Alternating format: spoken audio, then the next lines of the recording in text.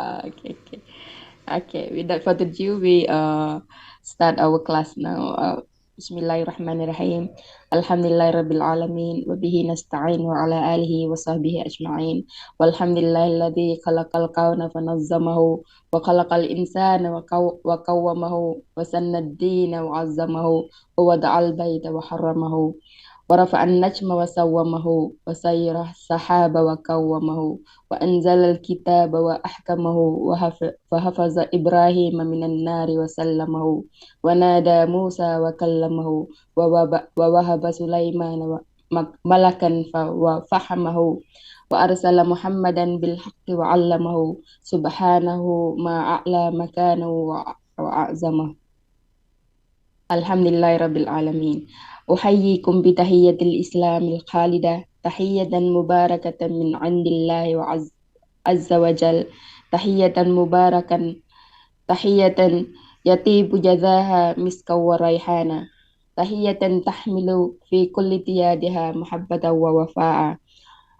أحييكم السلام عليكم ورحمة الله وبركاته. And thank you very much to our Professor Prof. Dr. Ahmad Jamal Bashir Badi for our class today. And thank you to all our participants that have patience with us. We have already take about 30 minutes left now. And because Dr. Prof. Umar Hasan Kasule, he cannot come today. So the Prof. Jamal Ahmad Bashir Badi will replace his time, inshallah, and continue until 10:30, Prof. Okay, inshallah. Okay, without further ado, we invited Prof to give his lecture. فليتفضل مأجورة, Prof. بسم الله الرحمن الرحيم. الحمد لله والصلاة والسلام على رسول الله وعلى آله وصحبه ومن والاه. اللهم علمنا ما ينفعنا وانفعنا بما علمتنا وزدنا علما يا ذا الجلال والإكرام اللهم آمين. Brothers and sisters, Assalamu alaikum wa rahmatullahi wa barakatuh. Not to forget also to greet our Datu Dr. Prof. Jamil Othman also for his encouragement to both sides, to the lecturers and the participants to join this program, Alhamdulillah, certificate in Quran and Sunnah. And my session, this is my second session, where I still talking about thinking styles in the Quran, how to identify them and their role in Tadabbur al-Quran. Let me just add a few things to the previous introduction. Let's have another introduction today. The aim of this session, Thinking Styles in the Quran, is to enroll the reciter of the Quran or the listener to the Quran, to engage them in an active, what we call it, participation when they are listening or reciting Al-Qur'an. Let's have all together, let's have an active participation when you recite, read the Quran or listen to the Quran. This active participation was only limited to the linguistic approach. You know, the more you have the more you have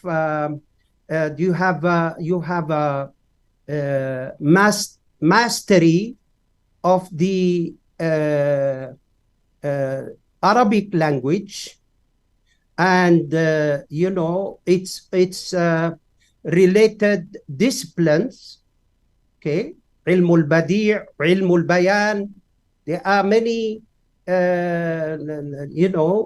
branches, about 4 or 5 branches of Arabic language. The more you are eloquent, the more you are skillful in these disciplines of Arabic language, you will have this kind of positive participation, or active, I call it active participation with the Quran. While you are reciting, reading, or you are listening to the Quranic verses. Okay, the second approach with which I'm sharing with you is through thinking skills, which to me, it hasn't been given its due concern in our what we call, when we talk about ulum al-Qur'an, ulum al-Sunnah, etc., tafsir, we are relating also, and tadabbur. My sessions is more related to tadabbur, and that is reflective, we can call it reflective participation in dealing with the Quran. Okay, so this is can be achieved through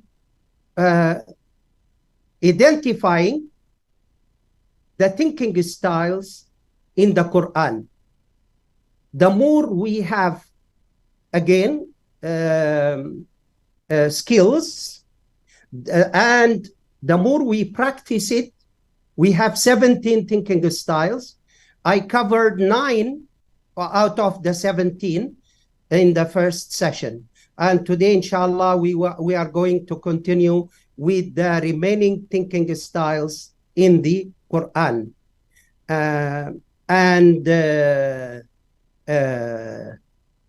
Let's just go directly to the style number 10. Okay, divine want-oriented thinking. Divine want-oriented thinking.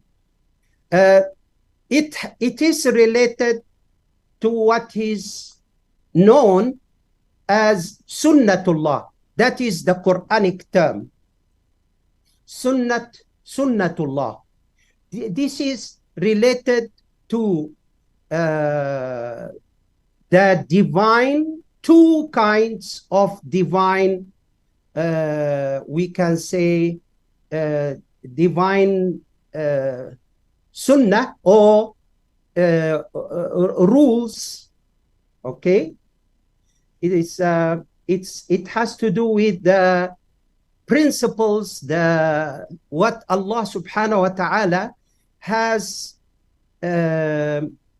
put into this world, whether there's society. So there are 2 types of sunnah, which is the divine laws. The divine laws are of 2 types, either related to social divine laws or universal divine laws. Okay, both are addressed, whether it is the universal or the social. Unfortunately, research and maybe articles, academic articles, still not up to the level of what we have in the Quran. Just imagine that we have, I cannot actually, I want to be focused on the thinking style itself. But I want to mention that there are, to my humble understanding and based on my exploration and reading and research, there are more than 40 social divine laws in the Quran.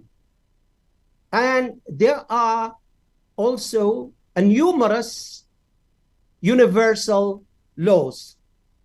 Okay, so this is immutable constants of Allah's system.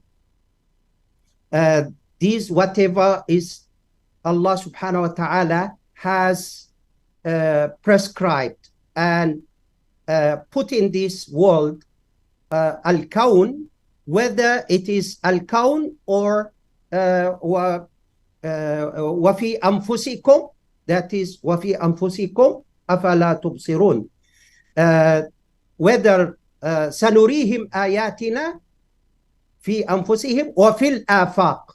So both, these are the two divine laws in the Quran, universal and social.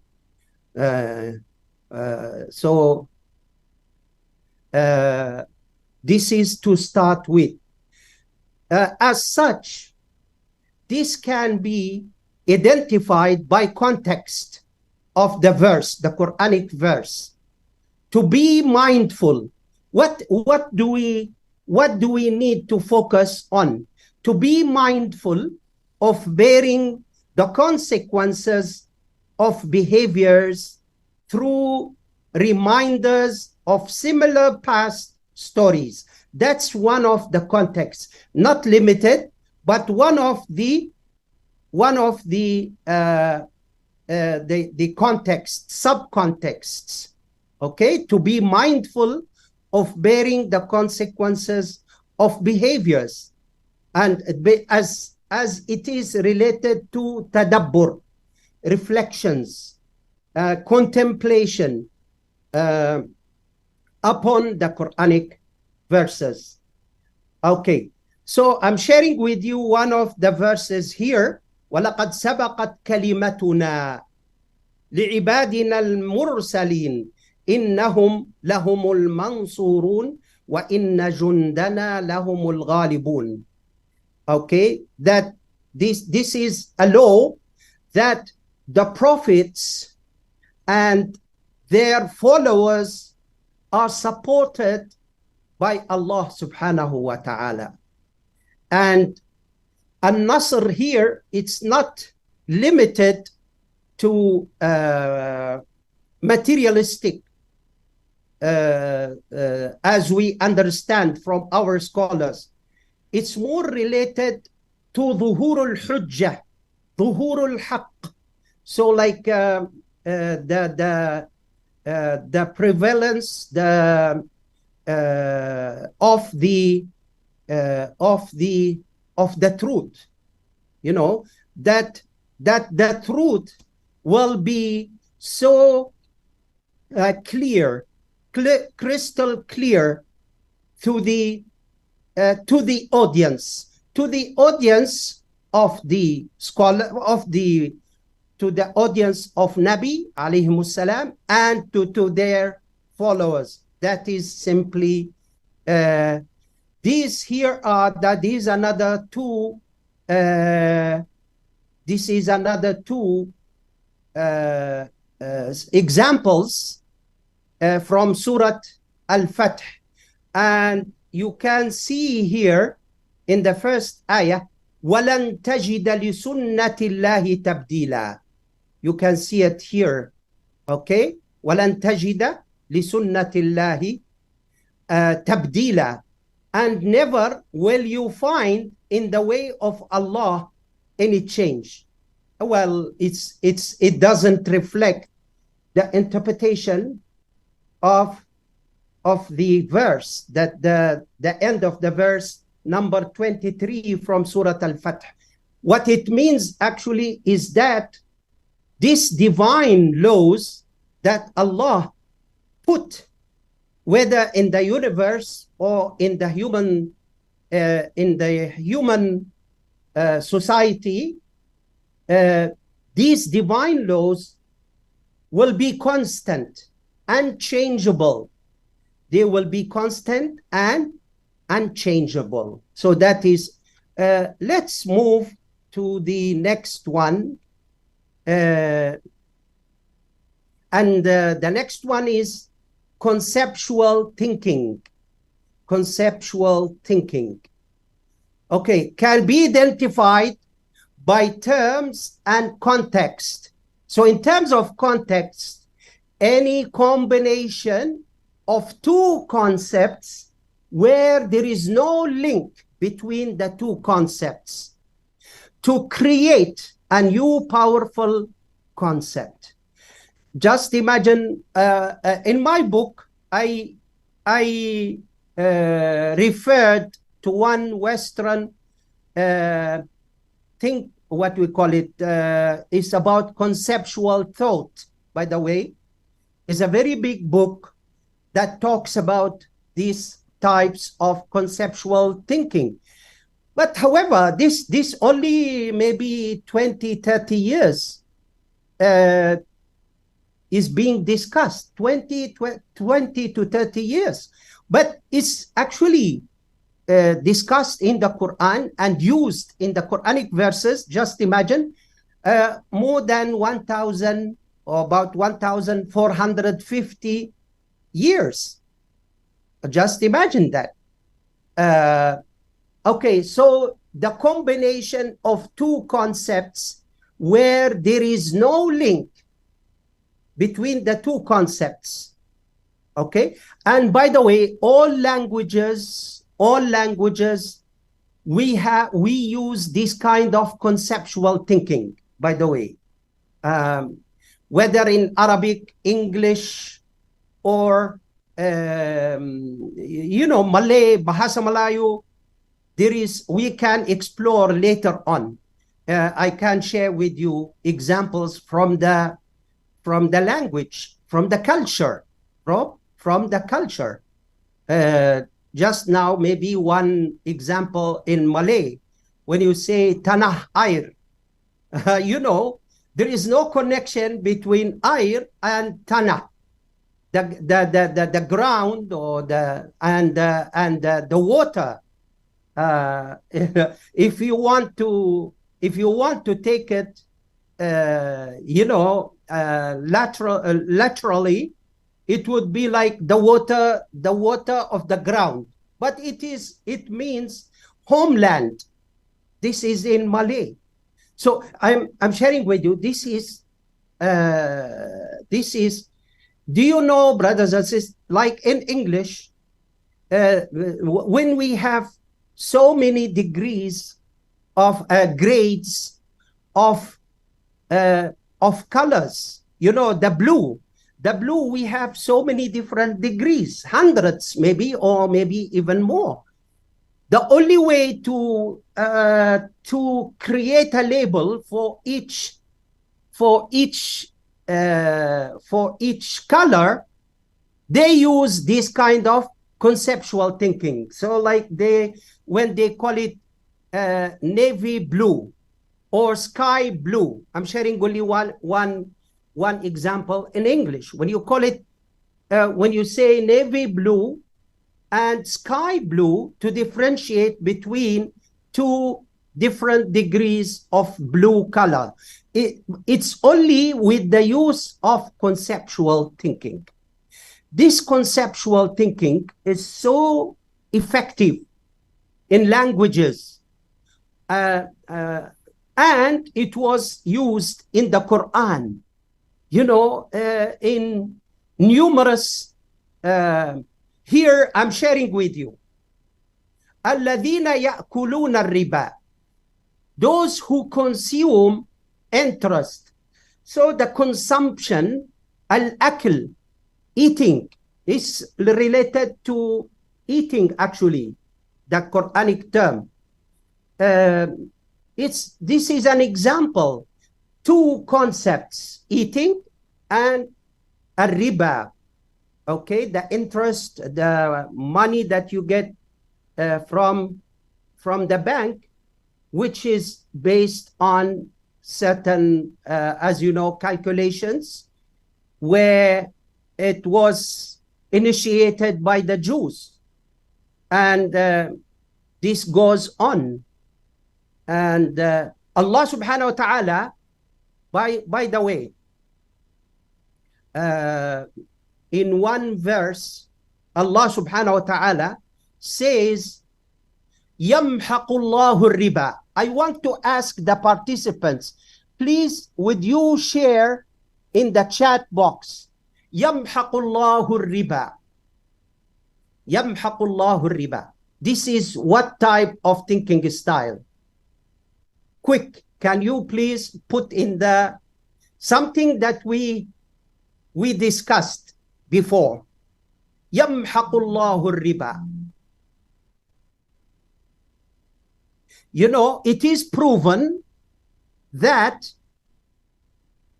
even by the non-Muslims, that riba, interests, is what causing the economic turmoil for the last like decades. Is the cause. Anyone? I haven't seen any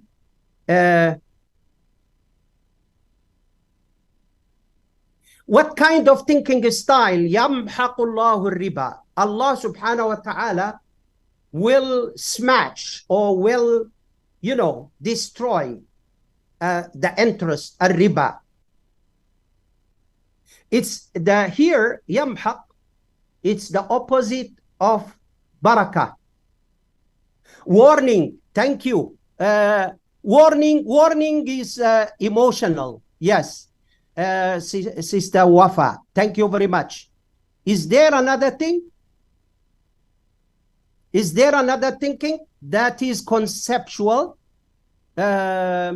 Conceptual thinking. You have to tell me MYK. In what way? How do you get yamhaqu? Maybe it is. What else? I'm looking. It's not really, you are saying, okay, maybe if you say it's forbidden, what thinking style? No, I want you to tell me what thinking style.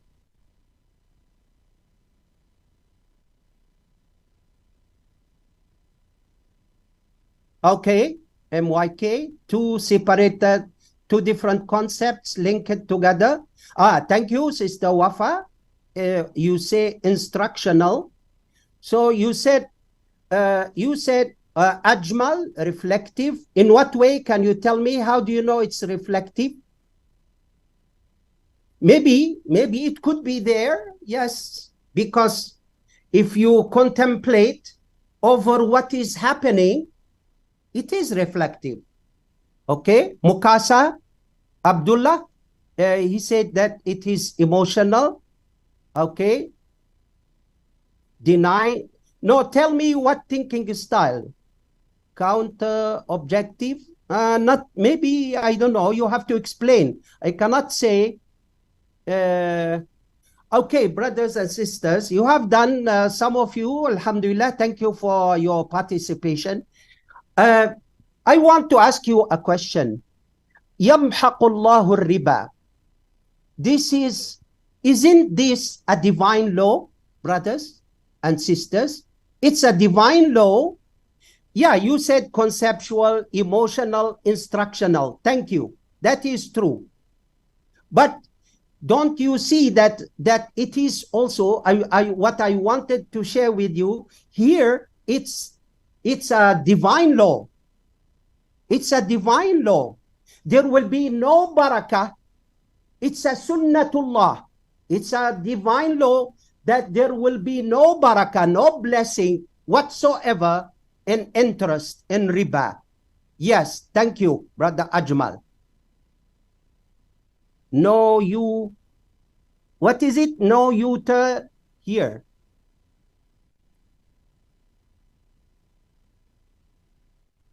maybe what do you mean by Brother Ajmal? No U-turn.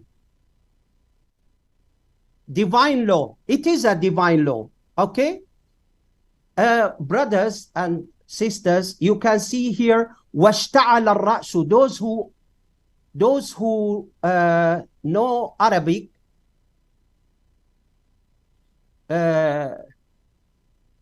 yeah, thank you, Muhammad Tayyib. Thank you for your comment. It is true. وَاشْتَعَلَ الرَّأْسُ شَيْبًا. If you know Arabic, I will share with you already this one, and then let's move. اشتعل, الاشتعال, igniting, ignition or igniting is related usually to fire, right or not, brothers and sisters? But here Allah talks subhanahu wa ta'ala about the hair, وَاشْتَعَلَ الرَّأْسُ شَيْبًا. So here it is the description when the hair becomes whitish, you know. So وَاشْتَعَلَ الرَّأْسُ شَيْبًا. So another good example of conceptual thinking. It's also used in the Sunnah, by the way, brothers and sisters. Okay. Okay. Let's move to perceptual, which is also one of the very interesting thinking styles. Sorry, I cannot follow up with some of the comments in the chat because we want to move first. Then we can come back later to the more discussion, inshallah ta'ala. Brothers and sisters, perceptual thinking, the message of the Quran is either to establish a new perception or rectify a misperception. Okay, that's one of the rules in the Quranic messages. This thinking style can be recognized through context and specific terms. Okay, for the context, you can see it to the left side, to the box in the left side, preferring something upon something else. Preferring something upon something else. Or stating unpopular opinion, which cannot be denied. Stating undeniable, unpopular opinion. Which people are not maybe used to. So that's the context. While for the specific terms, it could be asa, la'alla, hasiba, zayyana, or khair. Okay? So khair is usually in Arabic used for as a superlative. We are talking about superlative. Something is better than something else. Okay? Like in this ayah, please look at the ayah. بَلْ تُؤْثِرُونَ الْحَيَاةَ الدُّنْيَا. But you prefer the worldly life, while the hereafter is better and more enduring. So here you can see that Allah is telling us that akhirah, the hereafter, is better and more enduring. Don't forget it.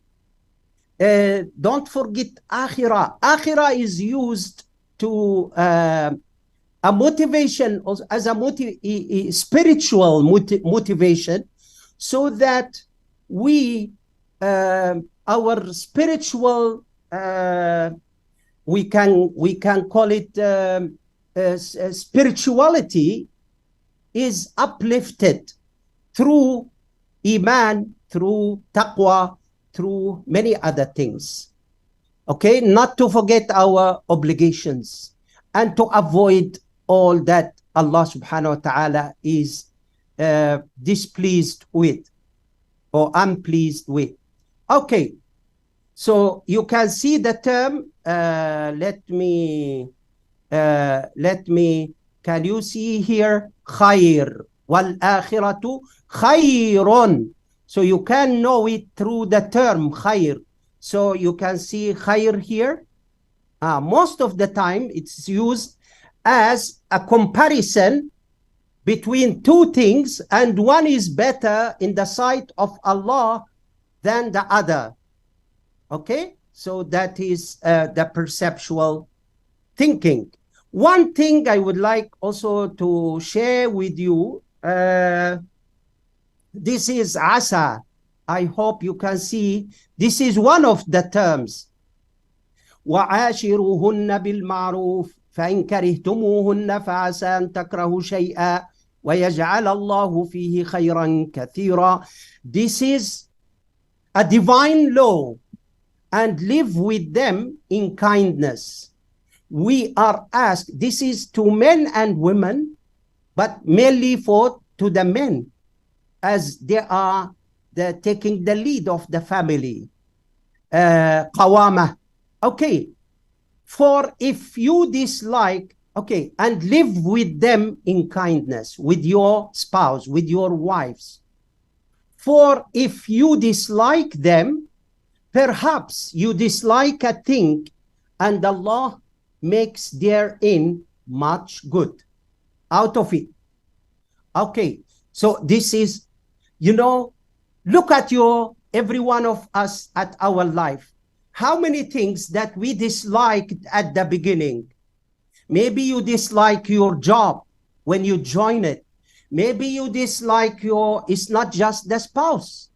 You even studying. Look at many students, maybe they are forced in a way or another. I always share with my students, to study a discipline, they are forced to study a discipline which they don't like. But out of that, Allah subhanahu wa ta'ala brings good things, abundant of good things. That's just to reflect, brothers and sisters. Here, hasiba, calculative thinking, that is more than 50 times in the Quran, where you are deceived by miscalculation. Many times we are deceived by miscalculation. Hasiba. Okay. Let's move to the 13th thinking style, and that is the visual thinking style. Visual thinking is the ability to think and communicate in images. Those who are in architecture or in fashion, if you are, if your work or your job is related to engineering or architecture or arts like fashion, those people, these are just examples, brothers and sisters, they are more used to this visual thinking ability, to think in images. You need to think and communicate, not just to think, also to communicate in images. Okay, this thinking style, just look at in what way it has been used in the Quran. In the Quran, it is used in 4, or maybe based on my humble research, the description of the Day of Judgment, the description of the hellfire, and the description of paradise, Al-Jannah. Brothers and sisters, all are communicated to us through images, through visual thinking.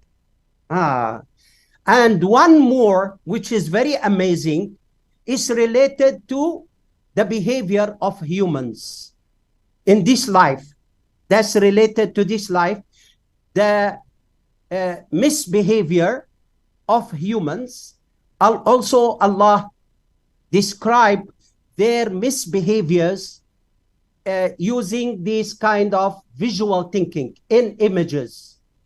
I will share with you some. So the first thing that I'm sharing with you, okay, is the verse in Surah Al-Hajj. يا أيها الناس اتقوا ربكم إن زلزلة الساعة شيء عظيم يوم ترونها تذهل كل مرضعة عما أرضعت وتضع كل ذات حمل حملها وترى الناس سكارى وما هم بسكارى ولكن عذاب الله شديد.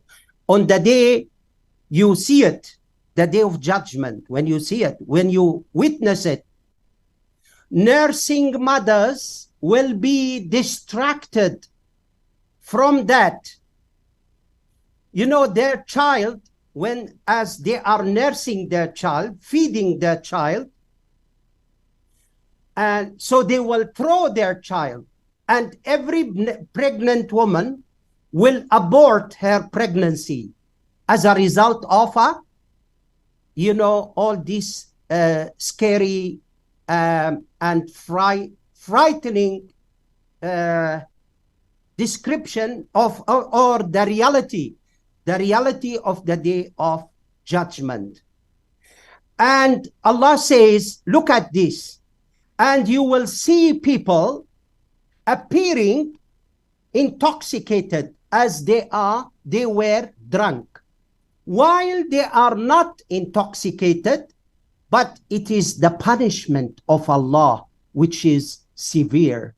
So this image, any image you face in the future, you counter in the future in the Quran, it is visual thinking style. Let's take, this is another example, but it's related to paradise and hellfire. This is taken from Surah Az-Zumar, and Sister Jaria will share with you the PowerPoint. Inshallah, you may refer to this example later on. Okay, brothers and sisters, in Surah Al-Muddathir, I promised to share with you about the description of misbehavior. When one of the Qurayshi leaders, he's considered the most critical Qurayshi leaders. He's very powerful in thinking. And Quraysh, whenever they try to say something about the Quran, they you know, they say that the Prophet ﷺ is has been affected by magic, or that he's a magician, or that you know, so they give him many wrong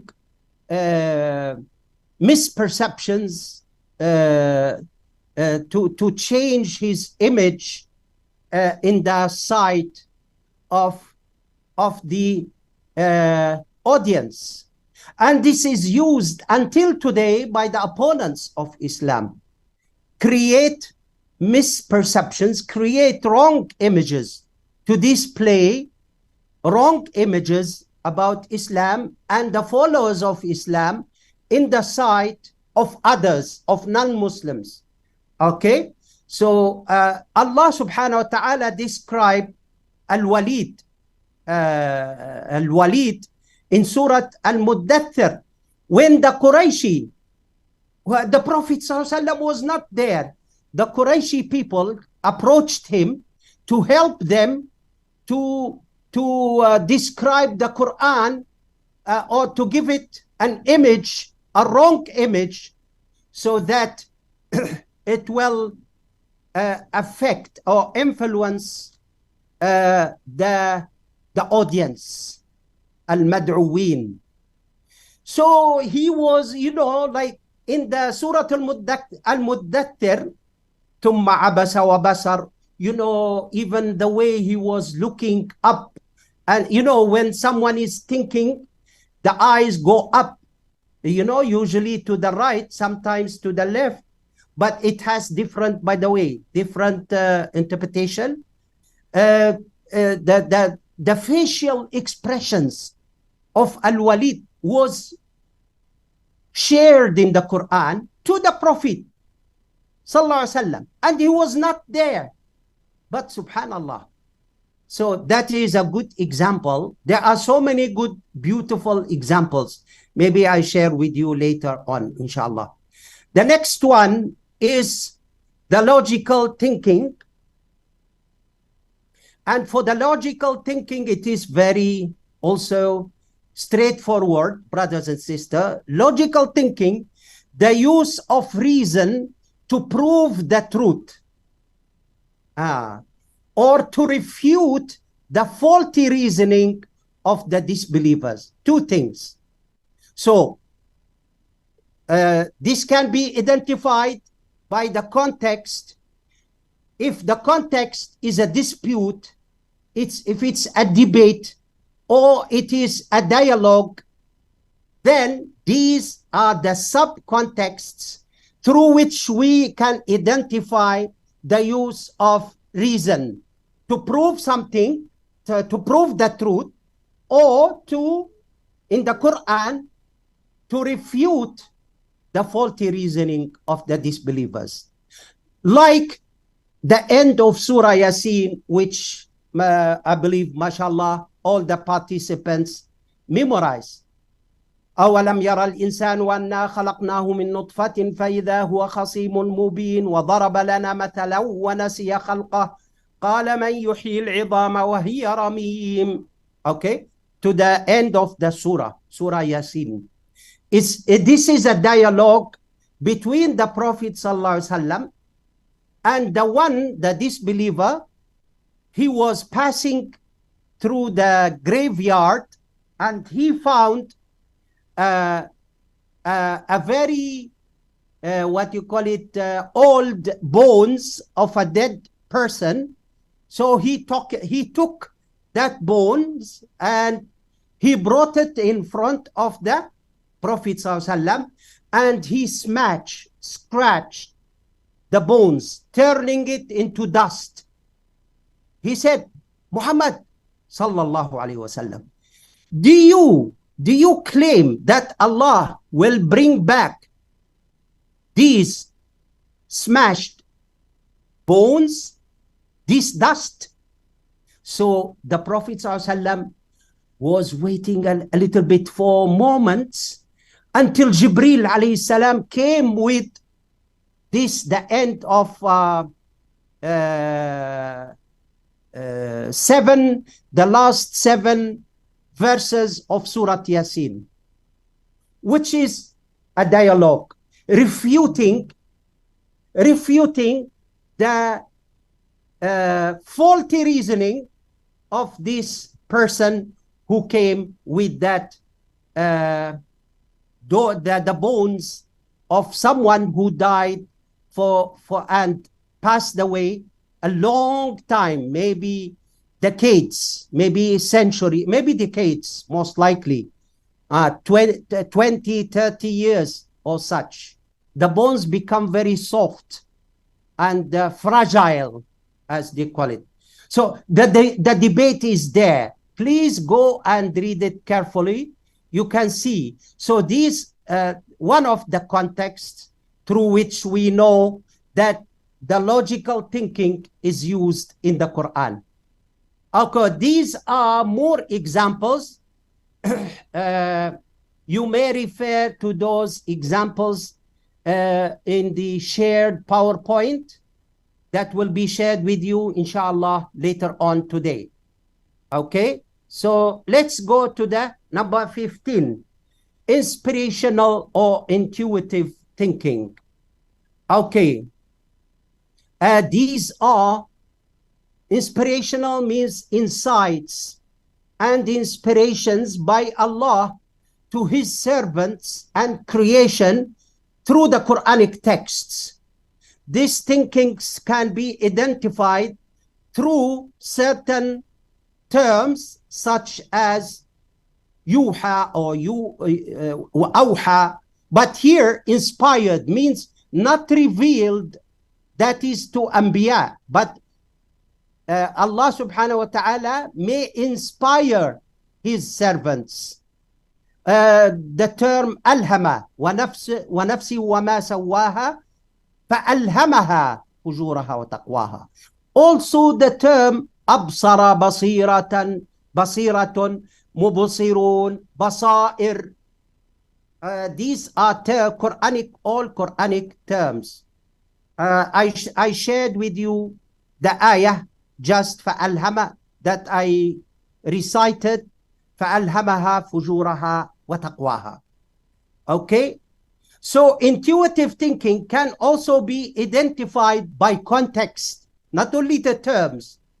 Verses that invoke the human mind to break through perceptual or also emotions and etc. Others through questions, also inquisitive thinking. So inspirational thinking can be attached or combined with hypothetical thinking, inquisitive thinking, and reflective thinking, brothers and sisters.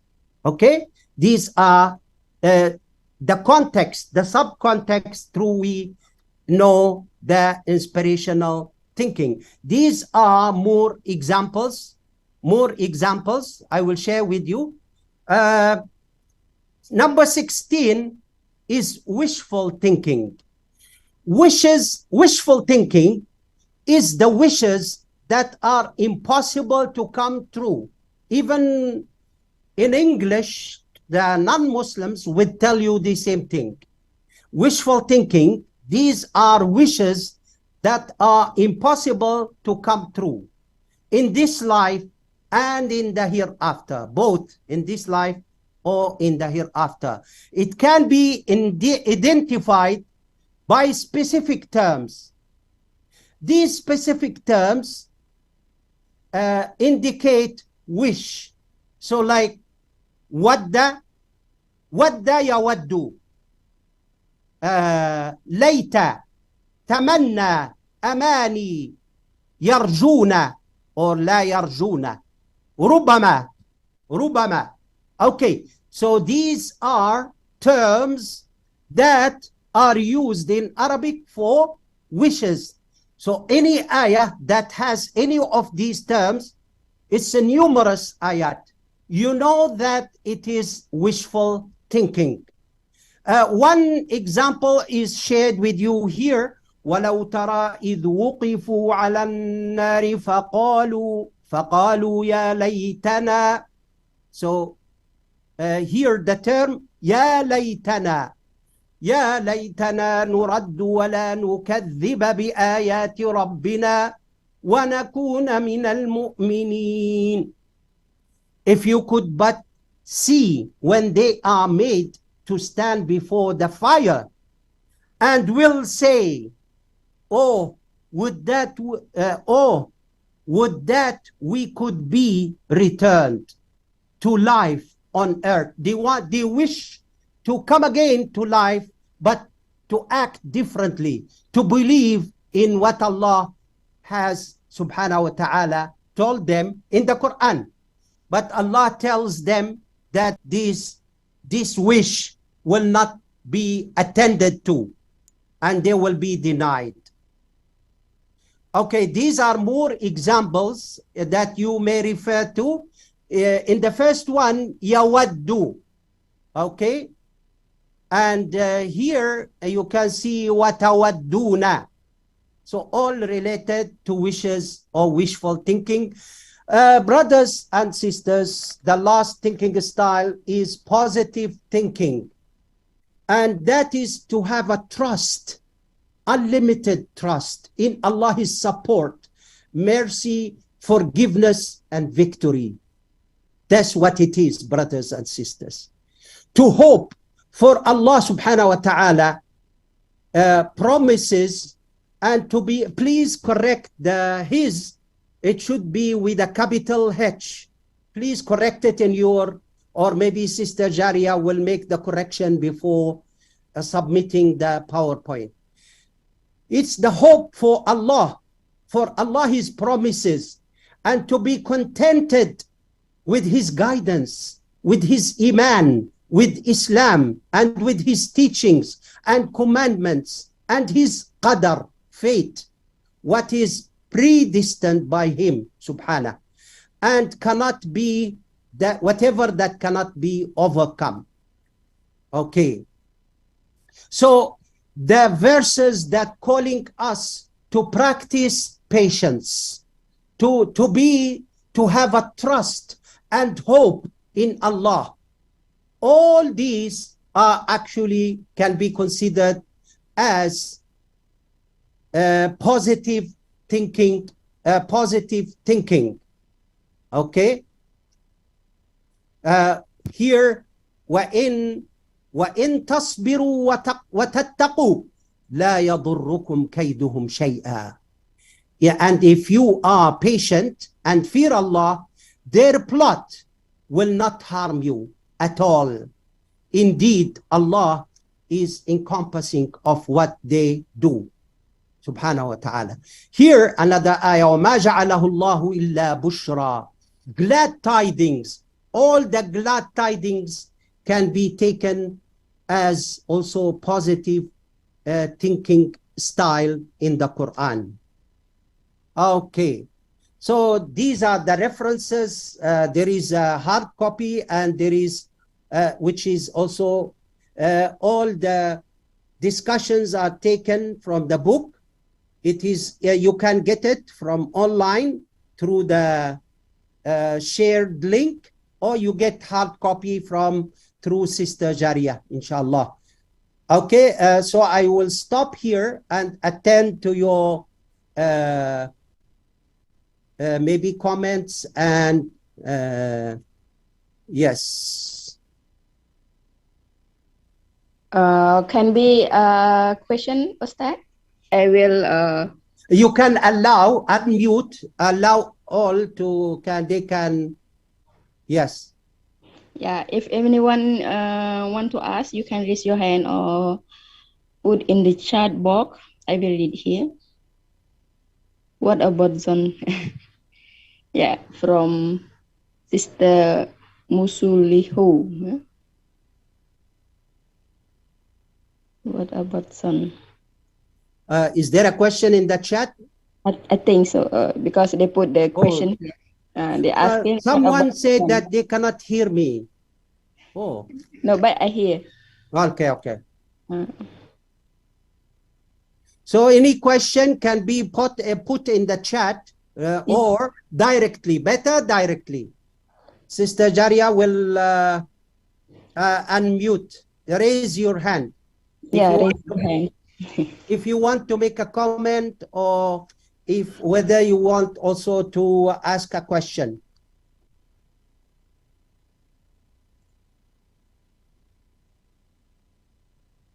Sister Jaria?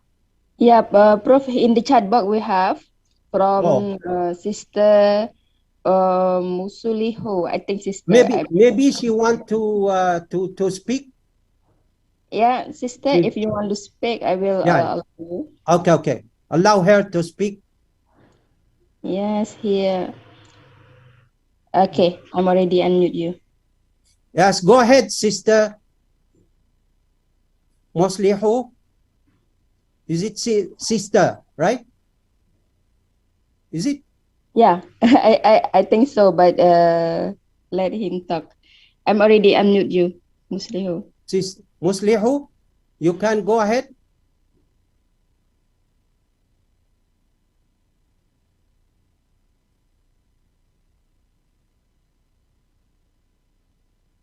You're not unmute yet.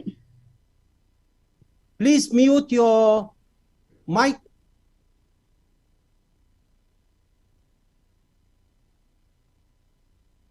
She said, what about dhan? Well, I cannot. That's why I saw this, but I could not get what the person who's asking the question.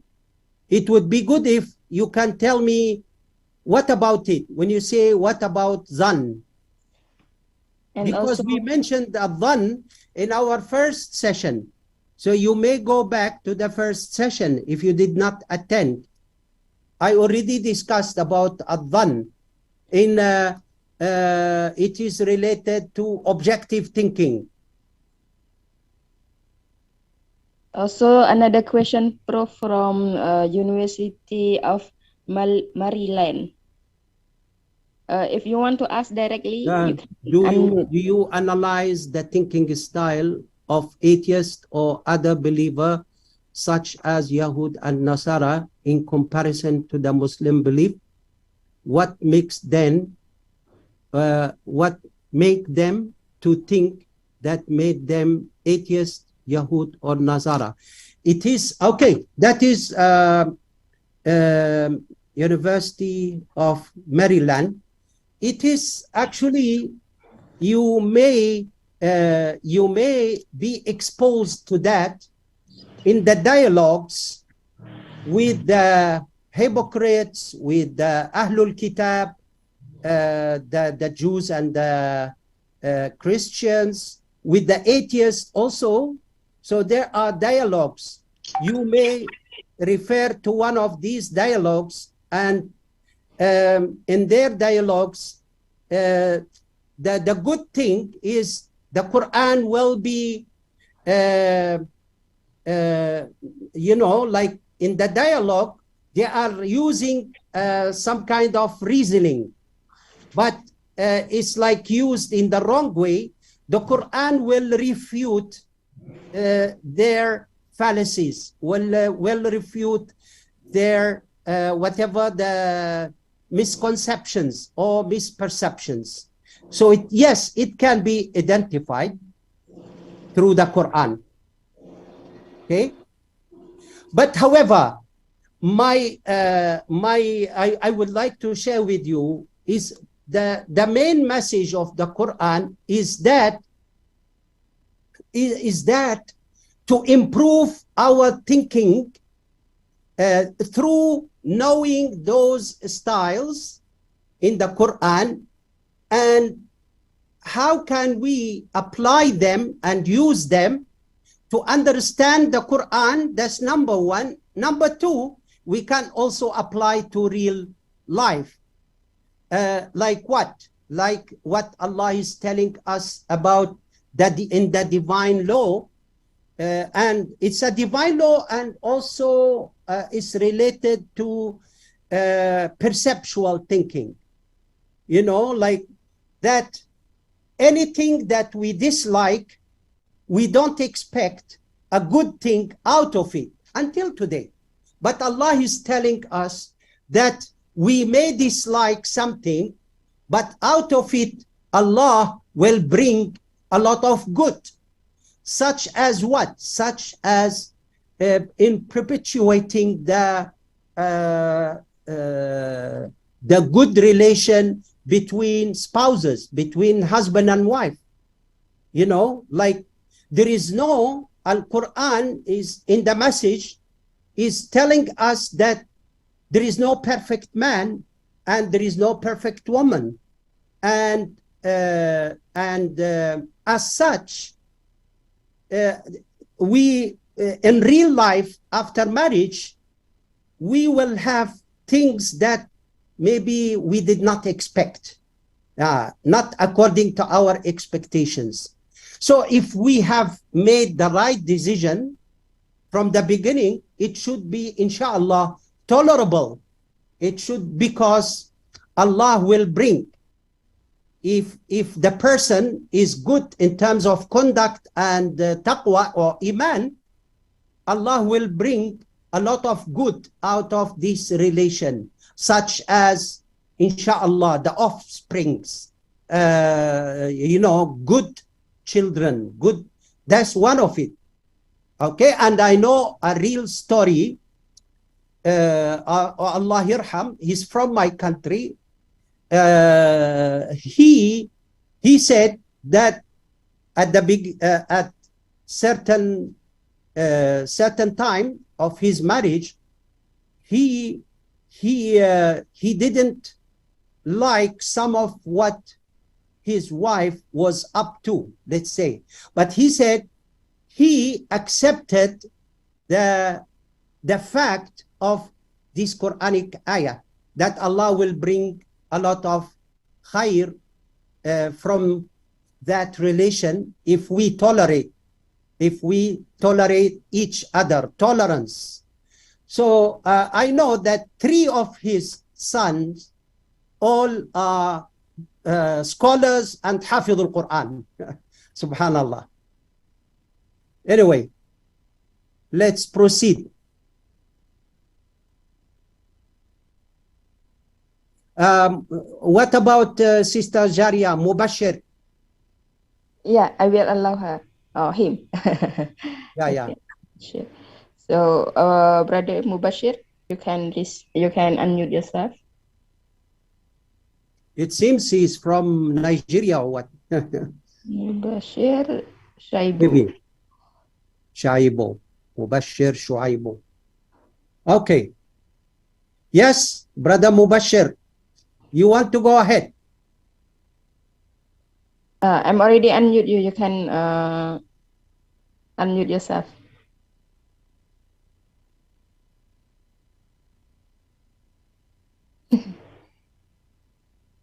Is it? Oh, let me.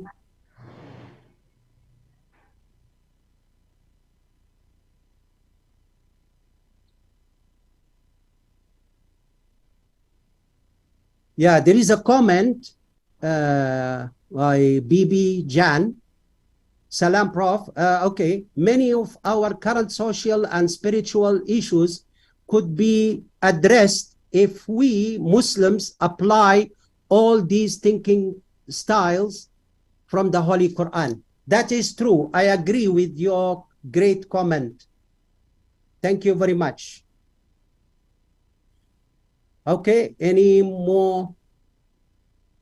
Mubashir still cannot? I think he already down his hand. Oh, okay. Abdul Halim, I wish to ask a question verbally. Please unmute my mic. Abdul Halim, can you please attend to him, to his request? Okay, I will try. You raise your hand, easy for me. Abdul Halim, please raise your hand so we can identify you. And unmute. Yes, brother, you already can unmute yourself. Abdul Halim bin Abdullah. Okay, go ahead, Brother Abdul Halim. Assalamualaikum. Alaikum salam. Thank you very much for your excellent presentation. I just want to ask you whether a particular or 2 verses of the Quran can be considered as a Sunnatullah. Sunnatullah. The first ayat is, of course, they are more or less similar, except at the end of it. The first ayat is, the first verse is Surah Al-Baqarah, verse 251, where I think in the middle of the sentence, in the middle of the verse, walaula daf'ullahi nas ba'dahum bi ba'din. Okay. No, thank you. Fasatil ard. The other one is what do you call, Surah 22, verse 40, Al-Hajj. Okay. I want to ask you whether this can I use this surah? Can you the Surah Al-Hajj? Which one can you recite it? Al-Hajj. Walaula daf'ullahi nas ba'dahum. Yeah, so it's the same, right? Except for the end of the verse. La dimat sawabi wa all those things. And then I want to say that these 2 ayat points to the fact that this is related to a Sunnatullah. Yeah, that is a good. That is a, yeah. The Sunnatullah is this, that God in the human dimension, as you said, the Sunnatullah, there are two aspects of it. What is the universal cosmic law? The other one is social law. Yeah. This is the social law. Yes, true. Can I say that? Can I use this because I checked with all the tafsir, none of them. I mean, I checked a few. None of the few that I checked consider or what do you call take that these two surah point to Sunnatullah, except one tafsir Al-Azhar by Hamka, which is in Bahasa Indonesia, Bahasa Melayu also lah. Which he said he used the word peraturan. Peraturan means rules. And then he also used the word balance of power. Yes.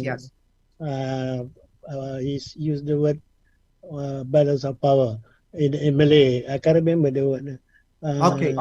Kekuatan. Imbangan kekuatan, something like that. Okay. Can I use this to say that for the purpose of government, for the purpose of crafting the constitution of a government, we can put there is a need to implant some clauses or put some clauses, provide some clauses that provide for check and balances among the institution, government institution. Yeah, I would. That is a great what do you call it? Participation and positive participation from you, Ustaz Abdul Halim. And not it is true. What you have mentioned is true. This is part of the so many social divine laws that are mentioned in the Quran. What you refer to is the clash between the evil and the good, by the way. Yeah. Between the evil and the good. And if you want to, I will be happy to, if you want to, what do you call, if you have a proposal or you want to develop a proposal or an idea, I would be more than happy. Sister Jaria can share my telephone with you. I would be happy to help or to share my input. Okay. I will appreciate that, Professor. Yes, yeah, because that's very good. That's very good. Another thing, Professor, it is interesting. I have read also a book by Professor Al-Tai Basil Al-Tai. God, nature, and cause, and the cause. When he said that the scientific laws, physical law, law of physics, law of chemistry, biological laws, formulated by the Western scientists, they are actually description of Sunnatullah. But he said only description because they can never be true, because they keep on changing. For example, he said the classical what they call theory of the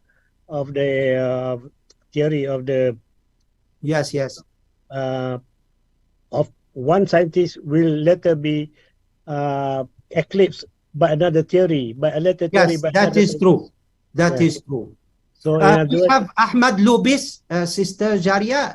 I hope, or if the time allows, because I'm worried, the time now already 10:32. My time that given to me at the beginning by Sister Jaria was 10:30. So we have Ahmad Lubis. I don't know, you want to, doctor, he's a professor also. I know him. Of course. I will allow him to unmute. So, okay, go ahead, Prof. Ahmad. Yeah, Assalamualaikum warahmatullahi wabarakatuh. Thanks for the time. Yeah, I just like to refer to Surat Al-Hadid, ayah 25. That's about the iron.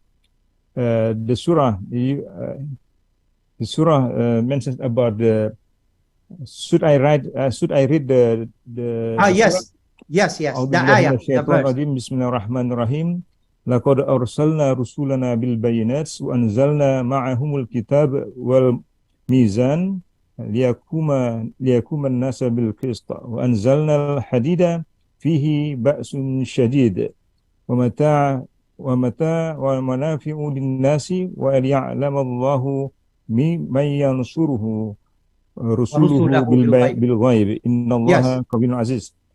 So there are several things there about the balance, the justice, and then this ayah is related to the Sunnatullah. This zaman, any zaman to the future. This about the hadith, the ayan is one of the elements. So this is related to, I mean, the needs of human beings for making products and everything. What is the asbabun nuzul of this ayah actually? Because my background is material engineering, so I think this is really important to be more explored. Because this is good for young people to understand more and then knowing the reasons why this ayah really made by Allah subhanahu wa ta'ala. Thank you very much. Welcome, Prof. So actually, due to the limited time, this is another good example, Prof. Ahmad Lubis, about the Sunnatullah in terms of universal divine law. The one mentioned by Al-Ustaz Abdul Halim, it was a good example of the social divine law. And the one that you just read from Surah Al-Hadid, and it's so amazing, even the surah was labeled, the name that is given to the surah is Al-Hadid. We have more than, we have about 2 or 3 laws in that ayah that you recited, Prof. Ahmad. And one of the things is about the characteristics, you know, before maybe long time, before people knew about the more than 100 and I think 100, around 120 substances. Is it 120 or 118? Yeah, around that time. Yeah, substances. One of them is Al-Hadid. Al-Hadid, as you can see in our daily life, is the most used substance in manufacturing, in daily use, whether it is in the kitchen, whether it is in other substances, you know, cars or any other as a material, as a substance. So like the thing is, Allah is directing the attention of humans to these substances that He, number one, He created on earth or inside the earth. Okay. Number two, now I heard that there are certain mountains you can identify through their color. You can identify that whether they have, sometimes due to the certain color, that there are inside there will be iron. Anyway, the thing is, the great thing is that the creation, Allah is created us, as I mentioned before, created us for 2 objectives. One is to worship Him, Subhanahu, and number 2, to cultivate the earth, to build the civilization, to establish civilization. As such, Allah equipped us with these thinking abilities, and that we can enhance and improve through the Quran. That's one. And also, Allah told us in the Quran about many things that can benefit us in our daily life, and he made it subservient. Subservient means they are like iron, is, knowing the characteristics of the iron, that it can be molded if it's heated. As a result of that, it is used in many of our daily products, maybe thousands, unlimited. And so Allah made it subservient. Only thing is, we discover. So the discovery, Allah is relating us to these laws that we need to discover and use those laws for the betterment of community, for the betterment of humanity, not only the Muslims, for all the humanity. Everybody is using. So this is the beauty of the Quranic message. Sister, I think Sister Jaria is need to tell us whether we can proceed or stop here. What we wonder is about the justice mentioned in that ayah. Mizan. This make me wonder. That one I need more time. Okay, yeah. You can, one thing you can, I will try to get something for you. Okay. Prof. Thank you. You can get it from some tafasir. Yes. Okay. So that's one. Because of the mizan, mizan is the scale. Justice. Somehow, yes. It's actually also related to the Quranic, to the Quranic message and to the Sunnah of the Prophet ﷺ. It's the basis of justice for all humanity. Okay. Actually, and this is one of the greatest values in Islam. One is this justice. Blocking injustice and promoting justice. That's one of the great values in the Islamic teachings and Aqidah, theology, in the Quranic message, in the Hadith message. That's what I can say in general. Thank you. Now, inshallah. Barakallahu fikum. Thank you very much. Yeah. There is a good comment also from the chat. Yeah. Thank you. There is a good comments on that. Oh. Thank you. Okay. Yeah. Maybe the time is up. Thank you. Okay, I will attend if maybe can I take 2-3 minutes, Sister Jaria? Yeah, Prof, of course. Okay. It's good that I share with you, brothers and sisters. There are universal laws. One example that has been pointed by Prof. Ahmad Lubis, and also divine social laws. A good one in the Quran is pointed out by Ustaz Abdul Halim.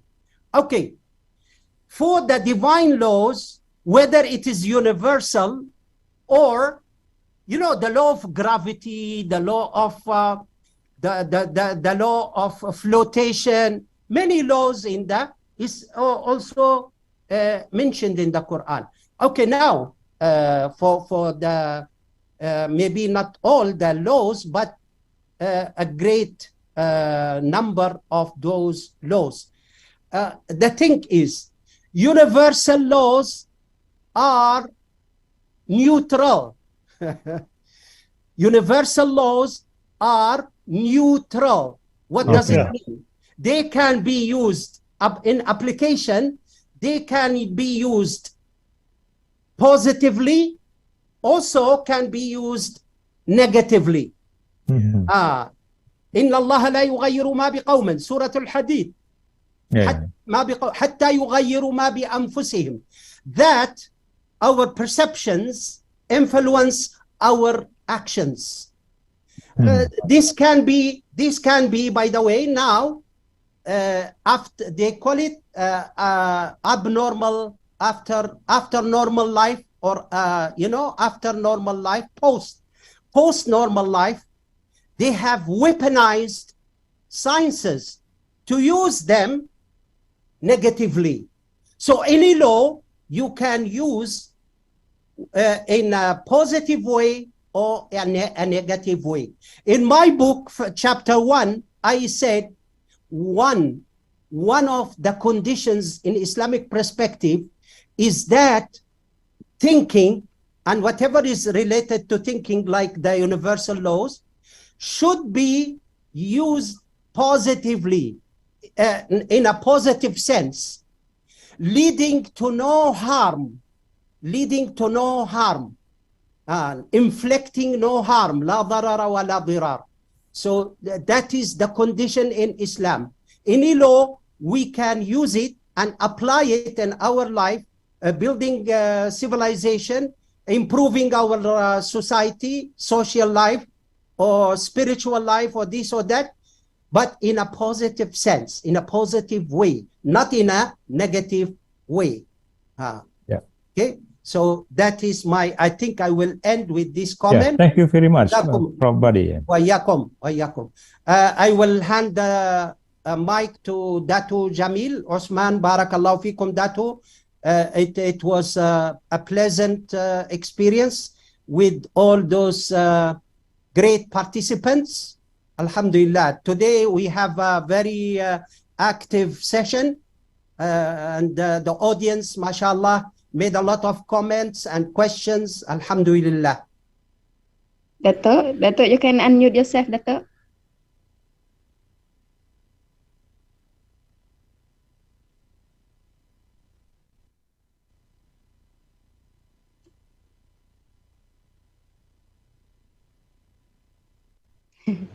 Dato Jamil Osman.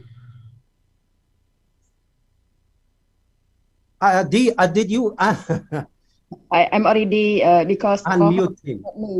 Co-host, host, not co-host. Host is not me, so I cannot create him become co-host, but I can unmute him. Maybe he. Dato, are you around? Okay. Prof, because we have passed the time. So thank you very much, Prof, for your welcome sharing today, mashallah. And we see our participants today very active. They have a lot of the question, but because of the limiting of the time, we cannot answer all the question. And may Allah bless you, Prof, with the Jannatul Firdaus. Ameen. Please share my number with Ustaz Abdul Halim. Yeah, I have already given your number. Alhamdulillah. Brother Abdul Halim, yeah. Alhamdulillah. Brother Abdul Halim to you also. Thank you very much, Professor Jamal. Your lecture supposed to be 6 weeks. In fact, I thought that you have a lot more to deliver to the participants. And unfortunately, you said only 2 weeks. So I've given your slot to the others, inshallah. But inshallah, we'll see you again in the future. In the future. I told you my plan also. This. Yeah. Thank you very much for taking over the place of Professor Omar this morning. Okay. Assalamualaikum. Assalamualaikum. Assalamualaikum. Pak Ahmad Lubis just came back 2 a.m. in the morning from Jakarta last night.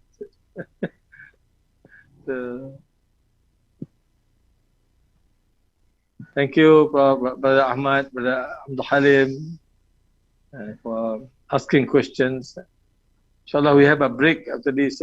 Sister Joria, we have a break for half an hour, for 15 minutes. 15 minutes, inshallah. Yeah.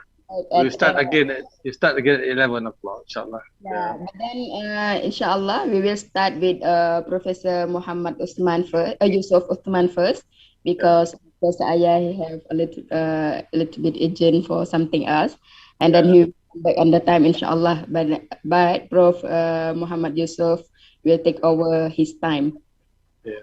Okay, inshallah.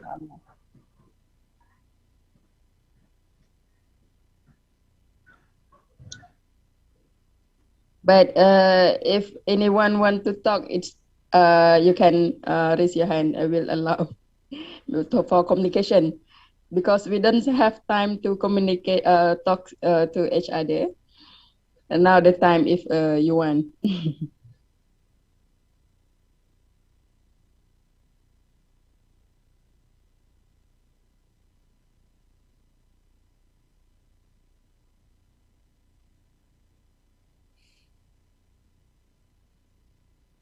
This is tea time. Yeah. Yeah, tea time. Now it's Yeah. tea time. So you're already in Malaysia, yeah, Dr. Yeah. Jamil? Yeah, it's Moving. Yes. Yeah, alhamdulillah.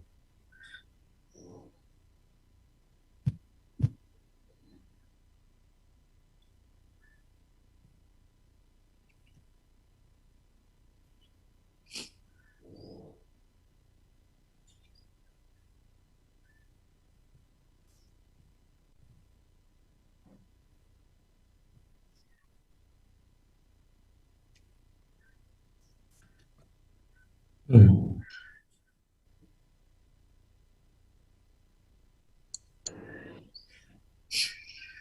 Mm.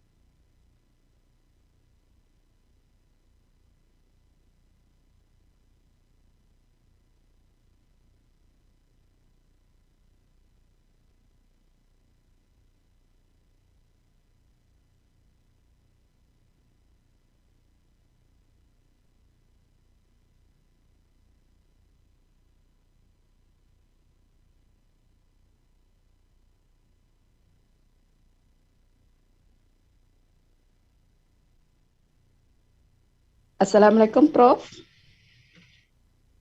Prof. Muhammad Yusuf. Yeah. Assalamualaikum warahmatullahi wabarakatuh. Waalaikumsalam warahmatullahi wabarakatuh. How are you, Prof? Alhamdulillah. Alhamdulillah. Alhamdulillah. Thank you very much, Prof, for your patience and then for your coming to start first. Yeah. And then now we reach the time 11. Just now we break only 15 minutes, Prof. Okay, Because thank you. class Prof Jamal Badi have a lot of the question. So inshallah, like usual to all participants, now we have come back to our lectures today, and then this is the second lecture. We will meet with Prof Muhammad Yusuf Othman in the Quran and Science, Quran and Physical Science. Okay, without further ado, فليتفضل مأجورة Prof. أعوذ بالله السميع العليم من الشيطان الرجيم بسم الله الرحمن الرحيم الحمد لله رب العالمين والصلاة والسلام على سيدنا محمد وعلى آله وصحبه أجمعين. Madam Juwairah and Professor Dr. Jamal and students, thank you very much for once again having me in this program. Okay, just to recall back what we discussed last week. Last week we're talking about who is this human being, right? We talk about man as a Khalifatullah fil ard. We have our duty and our responsibility to do it, and we need religions as well at the same time in order to guide us in when we are entrusted as Khalifatullah fil ard, we cannot do our job as the Vice General of God without guidance from Al-Qur'an or from God. So that was what we discussed last week, and we are going to mention that. I also mentioned that the Al-Qur'an has the absolute truth. Sometimes we cannot rationalize because of our ability is not up to or our knowledge is too small compared to the knowledge of God. The event is not sometimes because of mu'jizat, we cannot be repeated. But in science, we have to have a systematic we have to have a systematic observation, systematic analysis, rationalize, and whatever it is. Okay, in today's lecture, I hope I can deliver, which is something dear to us. Because who is responsible to develop the civilization in this world? The answer is we are the one, not other creatures, not even angels, not even Iblis or Malaikat or whatever it is. We are the one. So that's why some of who study history and who study civilization, like Dr. Kambi, and also in this National Geographic, one of the, actually I subscribed this magazine a long time ago.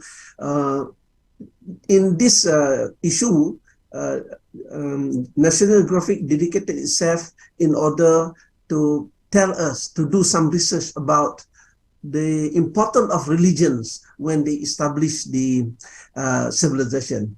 So according to the normal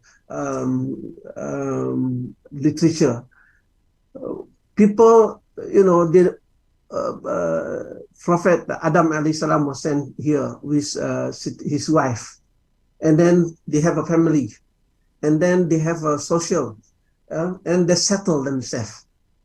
After settling themselves at certain areas, they conduct these agriculture activities because they want to eat, they want to have something, to have a house, place where they can live, and then they start building monument. That was the three things that we have to observe when we're talking about civilization. And according to this National Geographic, there are important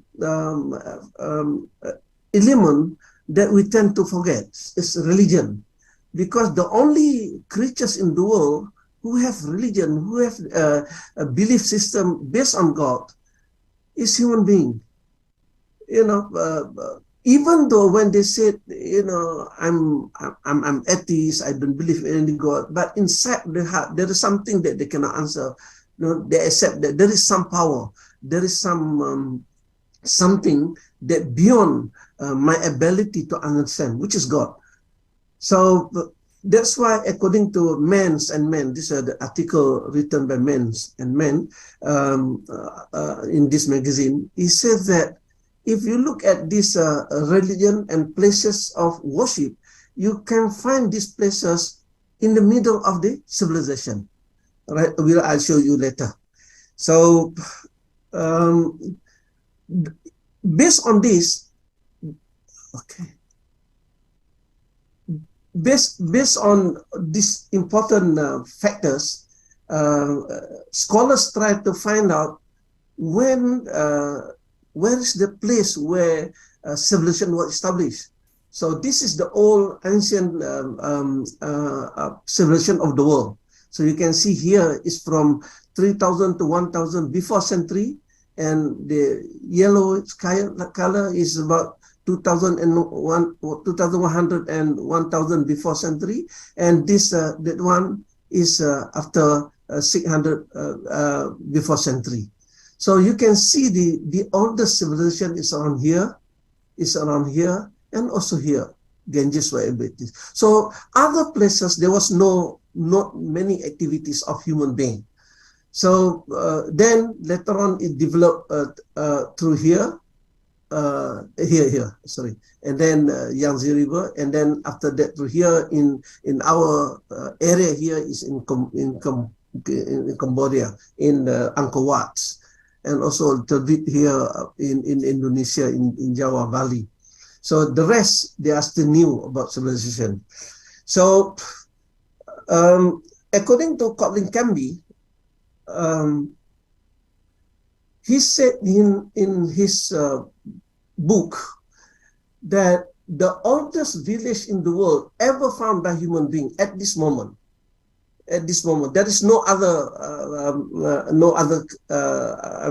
place or no other activity of human being that ever can be shown earlier than that, is at Jericho. You know this Jericho, it is in the Palestine, in the valley of Jordan Valley, was established around 9600 before century. The tribe, Canaan tribe, the ancestors of Prophet Noah alayhi salam. So in the east, they said there is some, I don't know whether it's true or not, but according to Captain Combi, they found that some trace of civilization in Japan. And then about 5000 before century, there's Samara, the name still there in Iraq, Halaf, Ubaid, and also Mesopotamia, we know until today. And 3000 years before century, the building of pyramid, 2500, the Ur is the same era of Ibrahim alayhi salam, Prophet Ibrahim alayhi salam. And then there is Babylon here, and the Hittite there, and then in the east we can see the Shang dynasty in China, and pottery here. And if you go further, this I just want to show to you the scientific activities, science and technology ever established, because you cannot establish civilization without establishing science and technology. They start having agriculture, they start having building house, building home, building monument, all because of they have a scientific knowledge.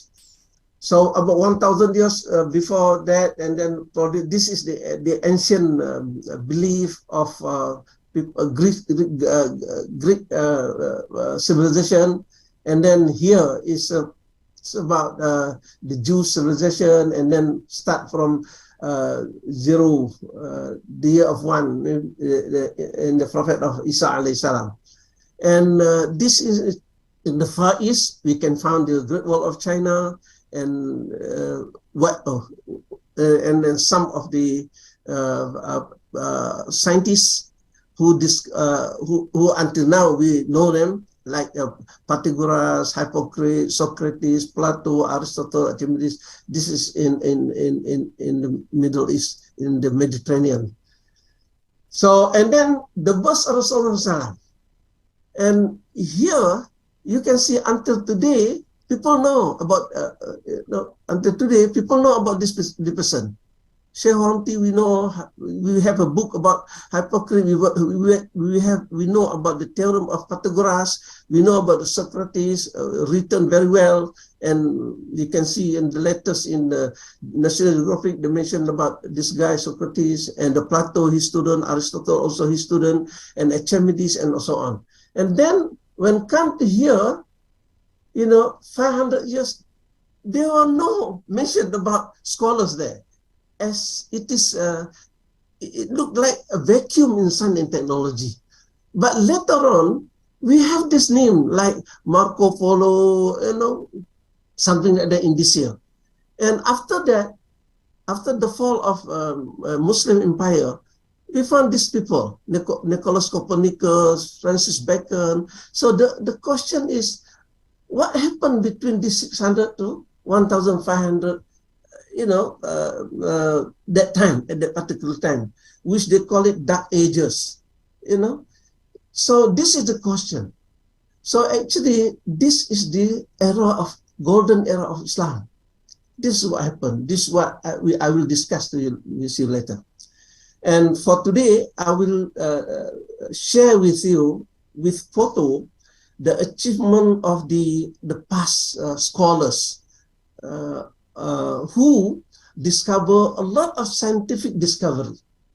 Of course, the first one, this is what I will discuss with you, but because of time constraint, I'm not going to discuss one by one in detail.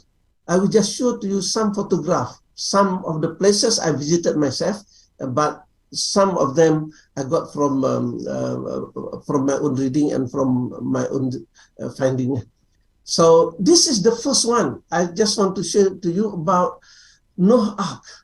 I don't believe until today Prophet Noah can ever build the ark without scientific knowledge. Even though he was guided by Allah SWT, but he managed to build that ark. And it's not a small ark. It's a very big ark, and he has to accommodate all the living things inside his ark. So in the year 1987, after the discovery of GPS, Global Positioning System, and by using satellite, we can monitor the world. We can find out, we're not going to that place, but using the satellite, we can find the place where something happened. So in 20th June 1987, the government of Turkey was gazetted this place as the place where the Ark of Noah was there. So that place called Mount Ararat in Turkey, the study was conducted with Watson Center and Atatürk University. So if you go to this place, you can see this photo. This is the image of that particular ark. And if you go nearer, you can see this. And if you go to that place and go to the, try to take the sample from the ark. This is the sample from thick wood, and also there is a Nile here. Why Nile? Because the first prophet is Adam alayhi salam. Second prophet is Idris, and Idris was given, by God, the ability to melt iron. The iron technology was built by the Prophet Idris alayhi salam. So after that, when Prophet Noah came, so he built this ark with the guide from God, and this is the drawing of that particular ark. And you just imagine how science and technology contribute in making this ark in order to save the living creatures asked by God to Nuh alayhi salam. And when the researcher, this is part of the researchers, came to this place, they found this, and you go to nearer. Of course, you go to near and fill the place, and they draw, this is the wreckage of that particular ark, and this is how they try to contour it in order to study how the structure of this. And around that area, they found big rock like this and having hole here. So the scientists thought that in the old days, when Prophet Nuh alayhi salam was asked by God to save all the living creatures, so this is how he put in the creature. This is wild animal here, and this is about birds and so on, and this is about the cattle like cow and whatever it is, and on top of that there is a place where they can bring water and whatever it is, and this is the image of that particular ark by scientists, drawn by scientists, to tell us that they have to hang this stone in order to stabilize the ark. When a big wave comes, there, of course, the ark will be, vibrates, and the big vibration will cause unhappiness to this animal, to these creatures. So what they did in order to reduce the vibration, they hang all this stone. So this is science and technology. The thinking of this is science and technology.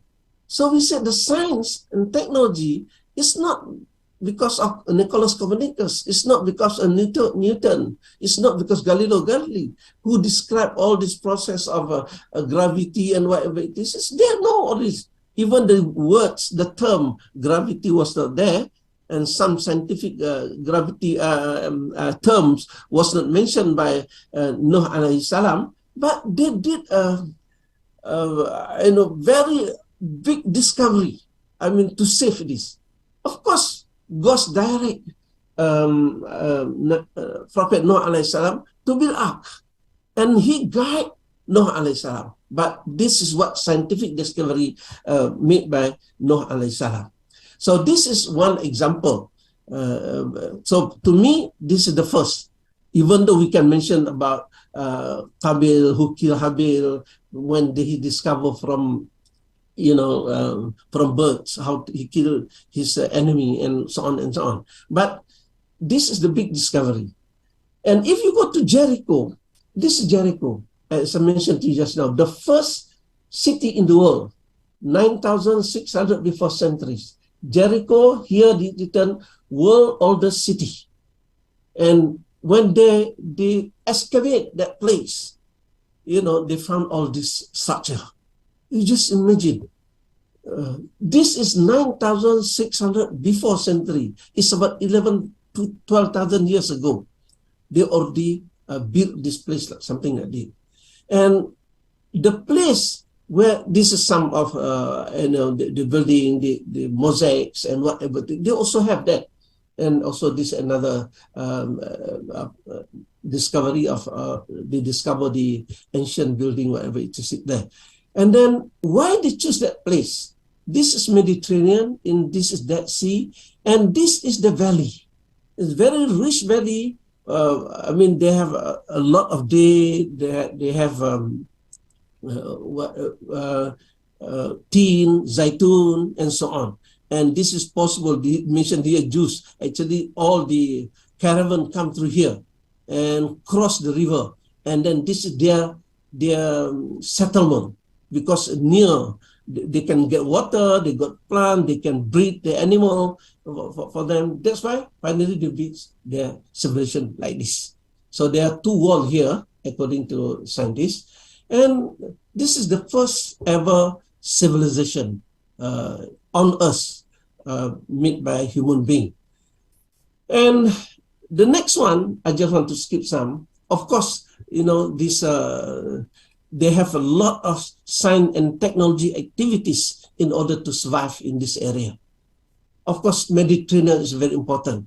Sea of Mediterranean is very important in this world, because they located around a lot of civilization, including Greeks as well as Byzantium and so on.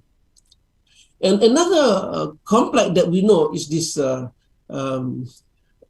Jerusalem, Masjid Al-Aqsa. And this also need a lot of science and technology. They built this place, you know, but this is Mosque of Omar here, and the Maghrib Masjid Al-Bura'i here, and this is the Dome of Rock. This is the Masjid Al-Aqsa, Al-Qibla, the first Qibla of Muslim. So this is where settlement was done. This is complex of Masjid Al-Aqsa, and Jews here, Muslim here, Christians here, and Christian divided into two: Christian in Albania and Christian local Christian. So this is where they share the city. This is the Damascus Gate, because they built a wall here, so that and then they have several gates around here. It's about 7 gates here. Through this settlement. So this is another close-up view how they built a very nice place for worship and very nice place to stay inside there since in the old days. And then this place later on was rebuilt by Sayyidina Omar, and then Dome of Rock later on built by Umar Abdul Aziz. That means a lot of scientific activities, science and technology activities was done during that area. So science and technology not come from Nicholas Copernicus, who was born in 16th centuries, and Galileo Galilei or whatever it is we know in the name of scientists mentioned by the Western scholars to us. So, and then that is the play. I just want to share to you the scientific discovery. And then we have another thing which is very important also. This is a Ziggurat Temple. We know that Ziggurat Temple where Prophet Ibrahim a.s. was born here, and also there was a king of Namrud. In the book they call it Ur-Namu, is from Namrud. And inside this palace, they found out a motorboat like this. This is a helmet or motorboat, where by dignitaries, when they were appointed a minister of his government, of the Ur-Namu, Namrud government.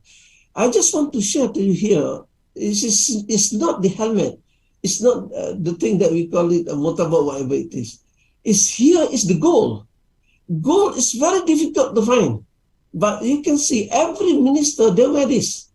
And this I got from London Museum, the statue of this particular goat, and it's about 2 feet, 34 inches, covered by gold, and very difficult to have gold. And they do it, and now it's in British Museum. And also they found there's a bowl like this. You know, this bowl made of ceramic, and here is a goat. You see the picture of a goat there, meaning that this bowl for milking the goat milk. So they serve the people there with this particular vase, you know, to put the milk inside that. So in order to have all these things, you need a lot of science and technology. So meaning that science and technology is not needed. This is particularly chemistry, physics in there, and also when you do the agriculture, biology, and so on. And I have the opportunity to visit the place. Of course, people in Turkey, they claim that this is the place, this place called Salin Urfa. And this is myself. This is the place, they say, where Prophet Ibrahim was born. Because you can see at the background, there is a hill, small cave. And then inside that cave, his mother,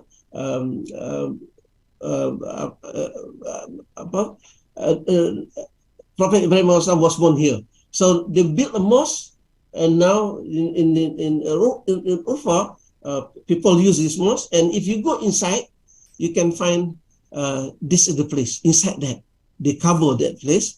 But yeah, fortunately, unfortunately, there is water running around this cave, and these people from far away. You can see people from all over the world come here to visit, because Prophet Ibrahim alayhis salam was considered the prophet of all prophets. I mean, all of religions, revelation religion. So they took this water and drink, and they said that this water, you can get blessed from God if you drink this water. So this is our colleague from Malaysia who visited that place. So just to show to you the place where some of the activities, we were told by our guides that Prophet Ibrahim was thrown away from here, and his body came here unscratched. I mean, around here there is there's water here, but a lot of fish, but nobody take the fish and nobody killed the fish, and the fish keep on growing until today. This is another scientific discovery or scientific activities, which is pyramid. But this is the old photograph, the old photo of myself and my wife, and this was in 1996 when we had the opportunity to visit Cairo, and we were invited to go inside that pyramid. And you can see we have to wear big clothes because this is winter time.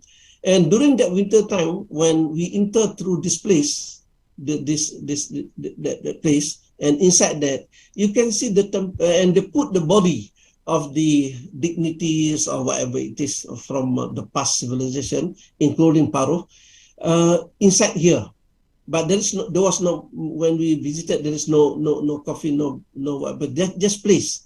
I just want to share with you, if you are scientists or physicists like me, you keep wondering in your mind, in order to preserve the body and to maintain the body for a long time, you need a stable temperature. And I was told by the guide that the temperature inside this place is nearly maintaining during winter and during summer. During winter, it's not too cold. During summer, it's not too hot or too warm. So it's maintained about 20 degrees Celsius. So where your body can be preserved for a long time.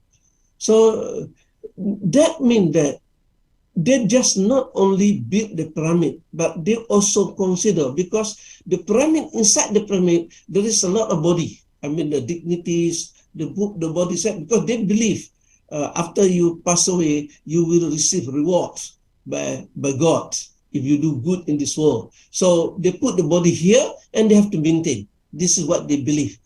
So in order to do that and to follow, the instruction from Paro, they have to build a building where they can maintain the temperature. So they have a lot of scientists there. Even we don't call them a scientist, but the scientific discovery or scientific activities was carried out during that era. And this is another Greek civilization, Athens. We know about this because of film Cleopatra, where, during the Rome Empire, before the birth of Prophet Isa alayhi salam. And this is that place where Serapion and whatever it is. I don't want to mention about the history because I'm not very good in history, but I just want to share with you that to have all this pillar and whatever it is, you need a lot of scientific work. And this is, they call it, actually I copy from the book, I bought a book from, written by Cotton Canby about civilization. And he mentioned that they claim that this is the place of Hermes. Hermes is the other name of Prophet Idris alayhi salam, the second prophet. So this is where the Hermes stay with his friend to discuss and to enhance their knowledge about science and technology at that time. And they tried to rebuild that place inside that. This looked like something like that. So this is during the era of Pythagoras and so on. I do not know. But there was some discovery, there was some scientific activities was carried out there. Even they established halaqah. Halaqah means a group of people share together and study together, discuss and whatever it is here. So this is another interesting feature of science and technology, because on 24th August the year 79, after Prophet Isa alayhi salam was raised by God to heaven, and there was eruption of this Mount of Vesuvius.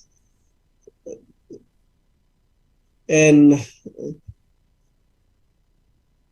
this was where the piece of that particular mound was erupted and cover all that places in Pompeii, in the city of Pompeii. And in the 13th centuries, when I've been not researcher, but people who hunt for treasures, they want to find gold, whatever it is in ancient, they went to the cemetery and whatever it is, and they dig this area, and they found that there is a city. So this is atrium in that particular building. This is also a building. This is, they try to rebuild. And you can also find some scientific activities. This is where they make flour from wheat. So you can and they also eat the bread here, and also is egg, and some coffee bean is here. So meaning that they already have the technology in order to make this particular food for them. So this is particularly in biology. And also they have this amphitheater where they have show, they have some music, some whatever, fighting, some ever, in that particular amphitheater around that area. So it is meaning that a lot of scientific activities was done by the people. And then want to share to you another one. This is near Jordan, Amman. First time I was in Amman in 1996. After we went to Cairo, the Ministry of Education at that particular time asked us to give a talk to our students in both places, in Amman and also in Cairo. So we visited this Seven Sleepers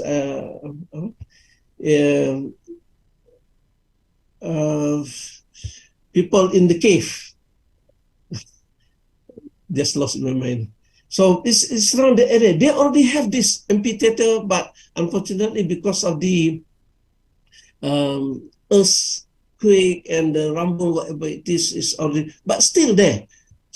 And you can see the huge stone here. I'm standing here there just to show to you the size of the stone, how they built the place. This is Kafi, yes. The story of Kafi in the Al-Qur'an in the year of 309. So you can, see how the scientific activities was carried out there.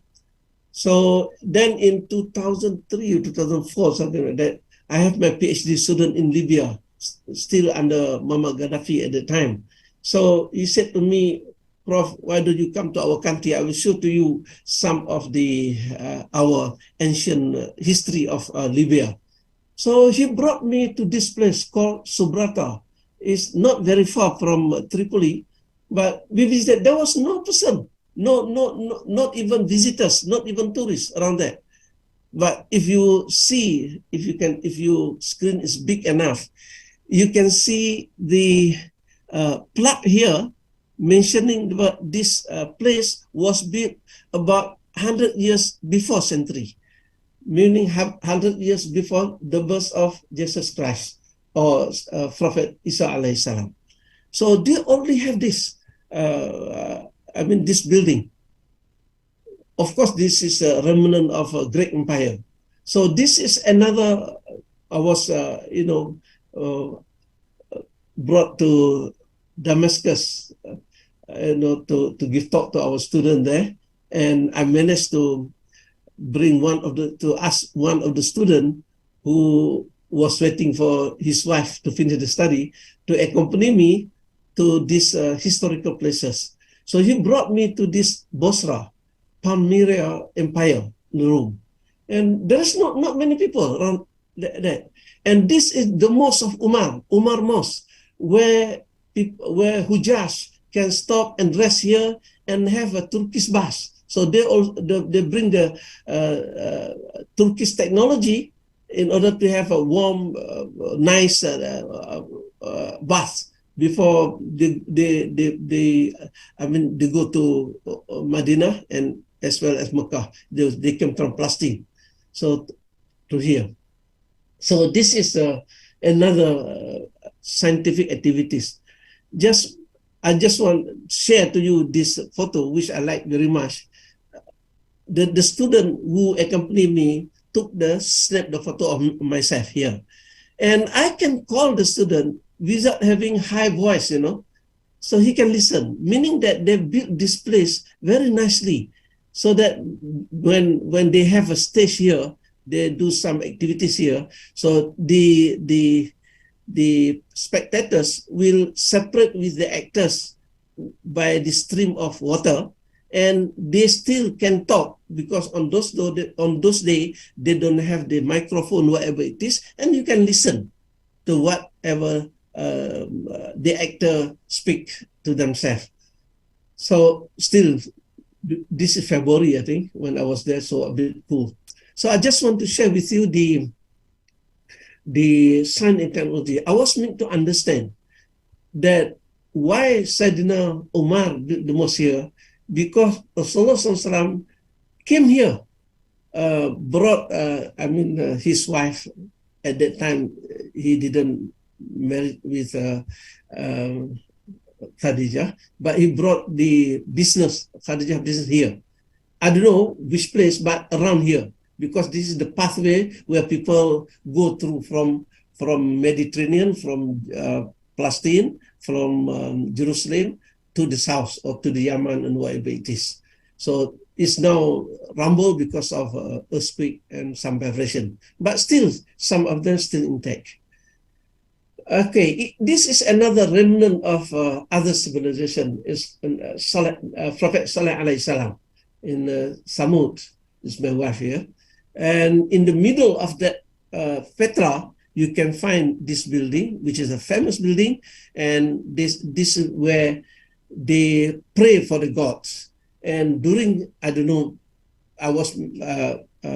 this was described to me by the guide, that there is one day in a year, the government of Jordan will light inside that particular building, something like this. So this is the people who cut the stone and make the building. So if you go that particular night, of course, this is from tourism of Jordan. They will tell you that they don't allow you to enter now because they worry about the structure of the building. So, but still, you can see until today. So this is another place around that area. It's a very big area, huge area. So you have to use this donkey in order to ride this donkey in order to go around. But I didn't manage because of my age, at the same time because it's too huge, and they don't have, you look here, they don't have the facilities like toilet, or you can buy some kiosk, buy water or whatever it is, so you have to bring with you. So this is, then I took this picture because it's mentioned that at one time, Prophet Musa and Prophet Harun came to this place after the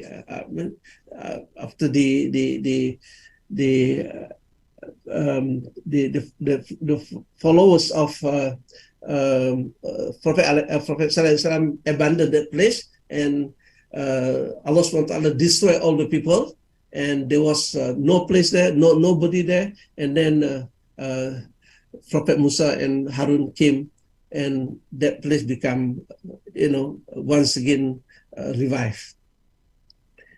So this is another thing. Maybe some of you know about this. This is Turkey, And before that, we know that this in the year of 532, this Hagia Sophia was burned by people because the government, Justinian government, they raised the tax and then they burned this particular church. And then after that, when Sultan Muhammad Fatih conquered this place, he converted this into mosque. And then the Kamal Atatürk make it as a museum. And I was made to understand just last year, they convert again into mosque, and now they have a Friday prayer here. And this is some of the remnant of that particular church. Very big, very huge. And this is a lot of people come here, not only to see and to observe the, not miracle, the grand of this, but also to study.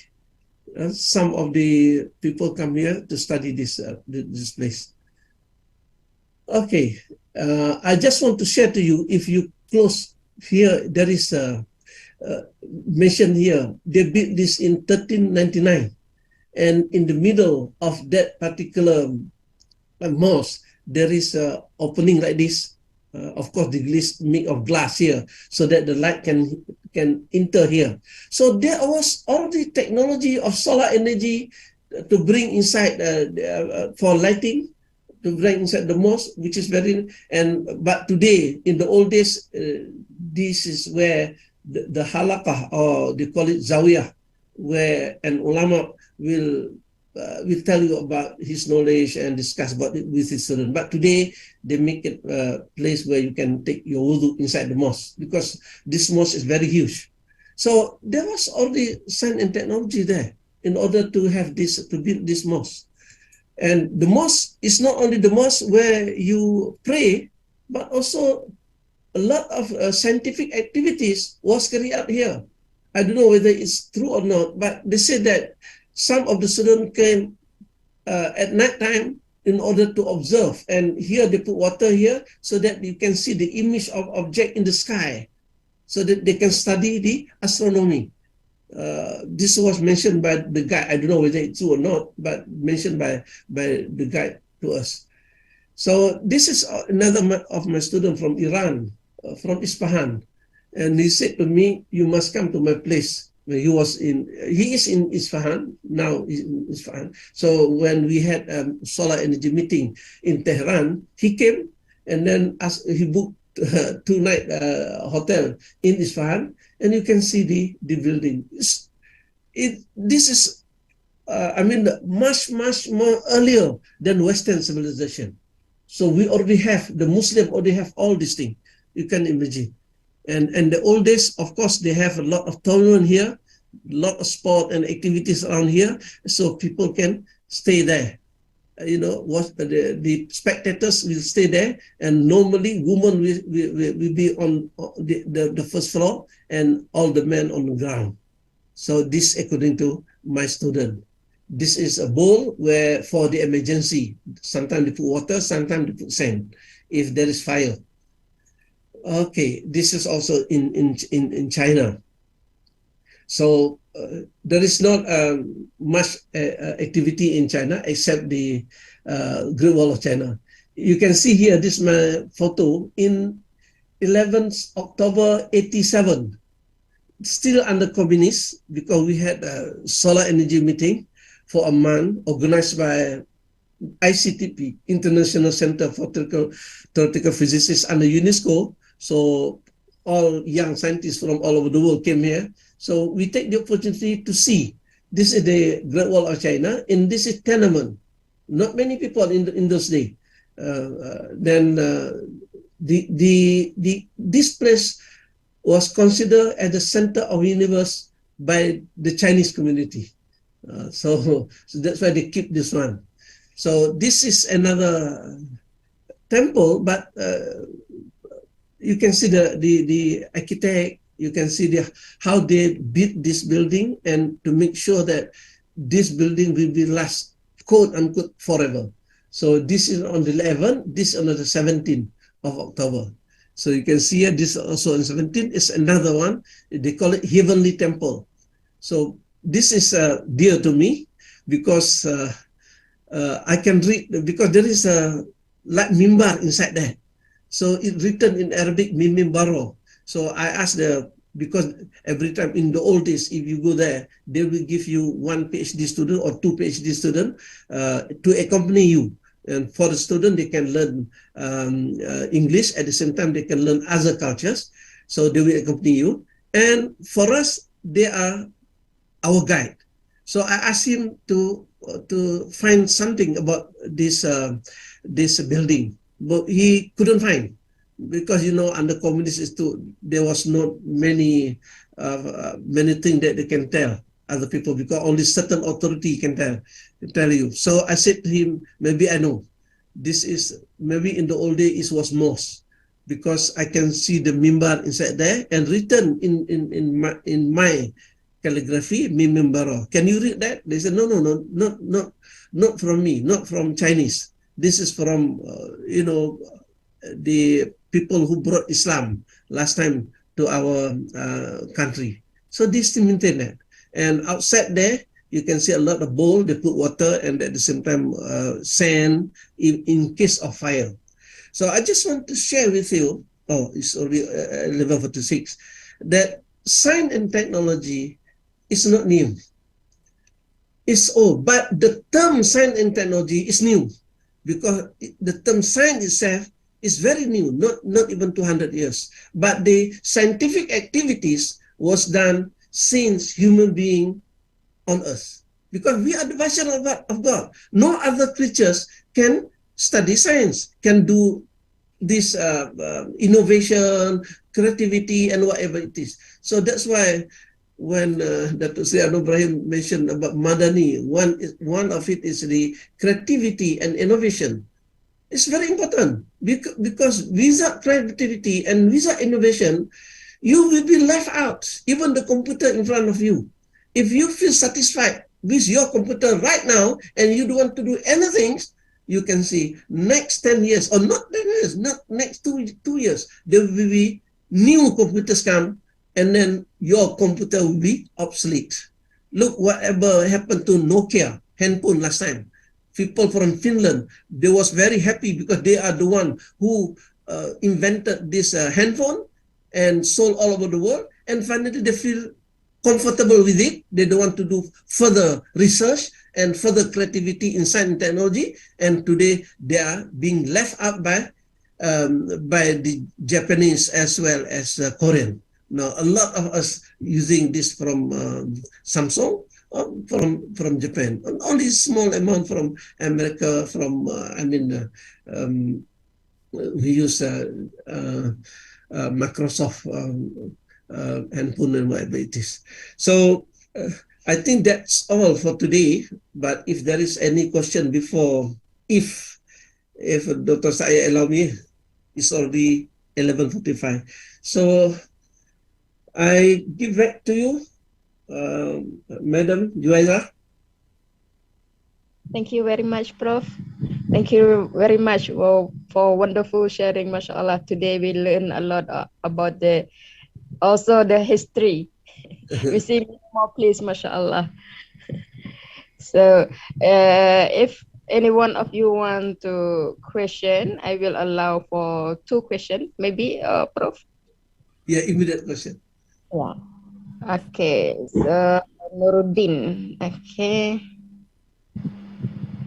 Now I'm already unmute you. Please open your mic. Hello, Prof. Can you hear me? Yeah. Sure. Yeah. Thank you, Prof. I think it's very interesting presentation. I have 2 questions, Prof. My first question is about when you see the remnant of ancient civilization, can we say that there's no trace of so-called ape civilization? What we can infer from ancient civilization is human always inhuman. There's no such thing as man-ape civilization. What do you think about your discovery about the ancient, or your study about ancient civilization? That's my first question. And my second question is about the usage of the development. science and technology.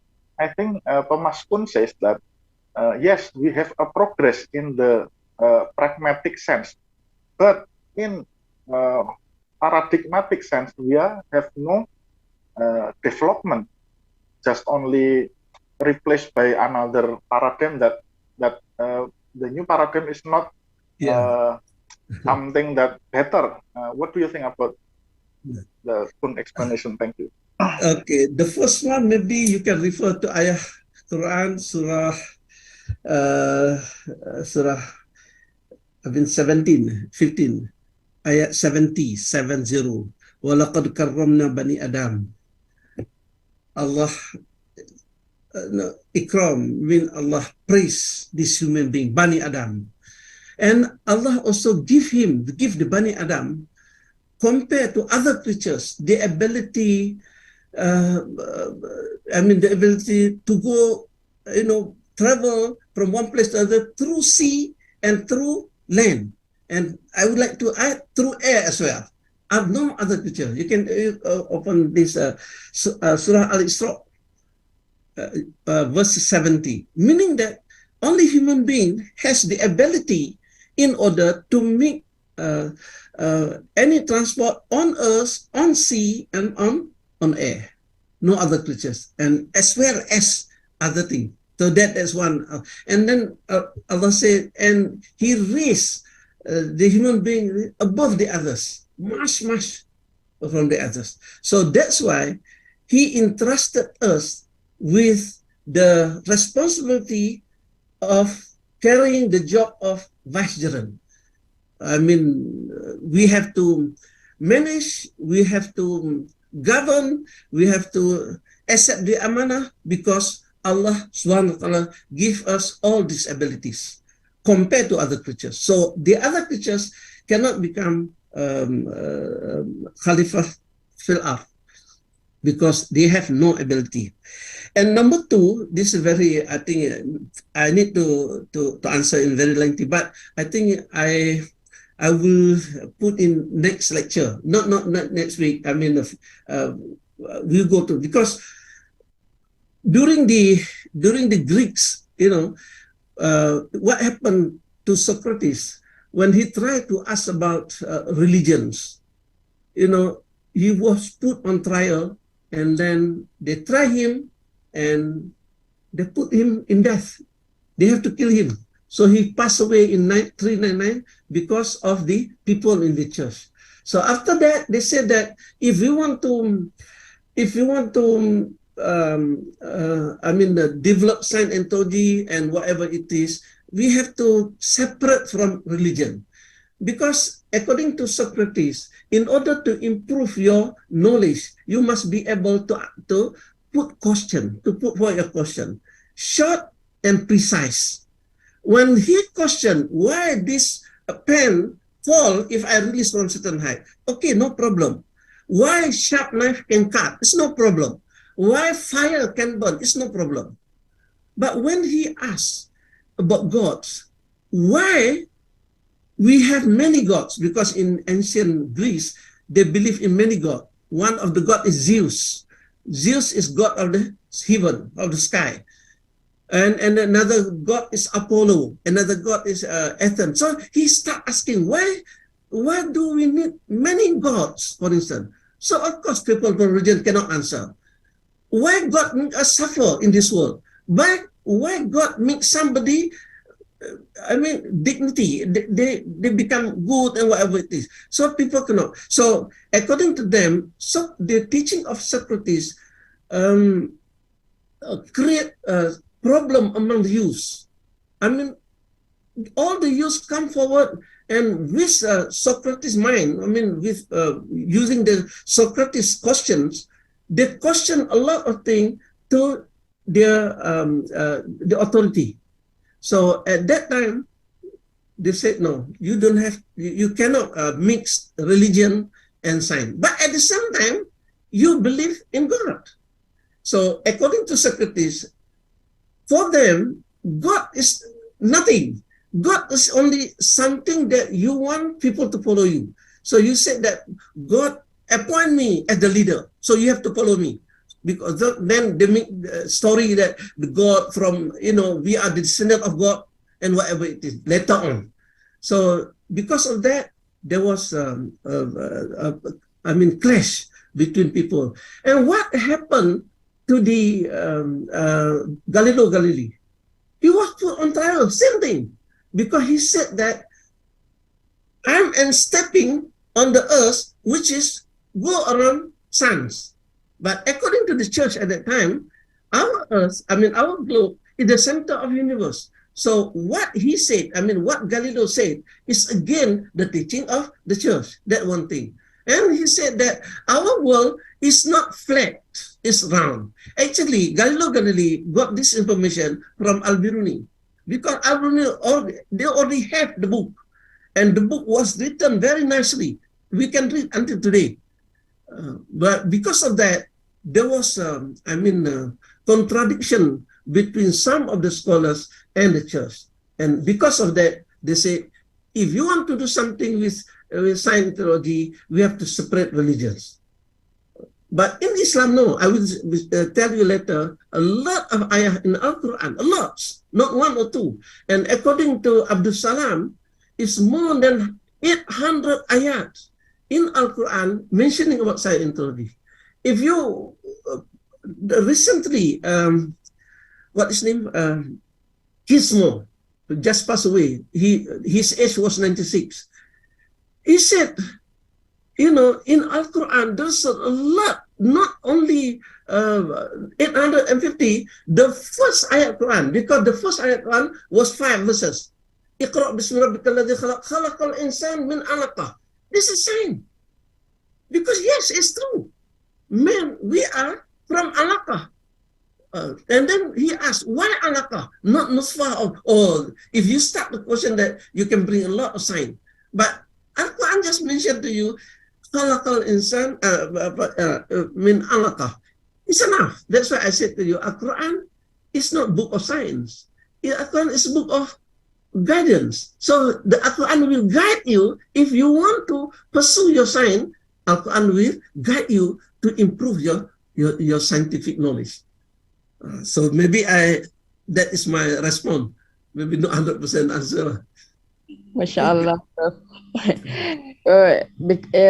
There's have question or another question also, but we cannot give allow to answer because the time already is up, and then we have passed about 10 minutes. 12 minutes already. Just for information, in my slide there is my handphone and as well as my email. So, yes. So you communicate. The student can communicate with me if they want. I've already uploaded to the group. So if any one of the participants want to ask directly to Prof by email or by phone numbers, you can directly to him. Thank you very much. This time I will give to Dr. Jamal, inshallah. Yeah, thank you very much, Prof. Yusuf. Yeah, thank you. Your journey was our journey, from Nabi Adam's times and until now, mashallah. Really, we thought that you were during the Nabi Adam's time to describe the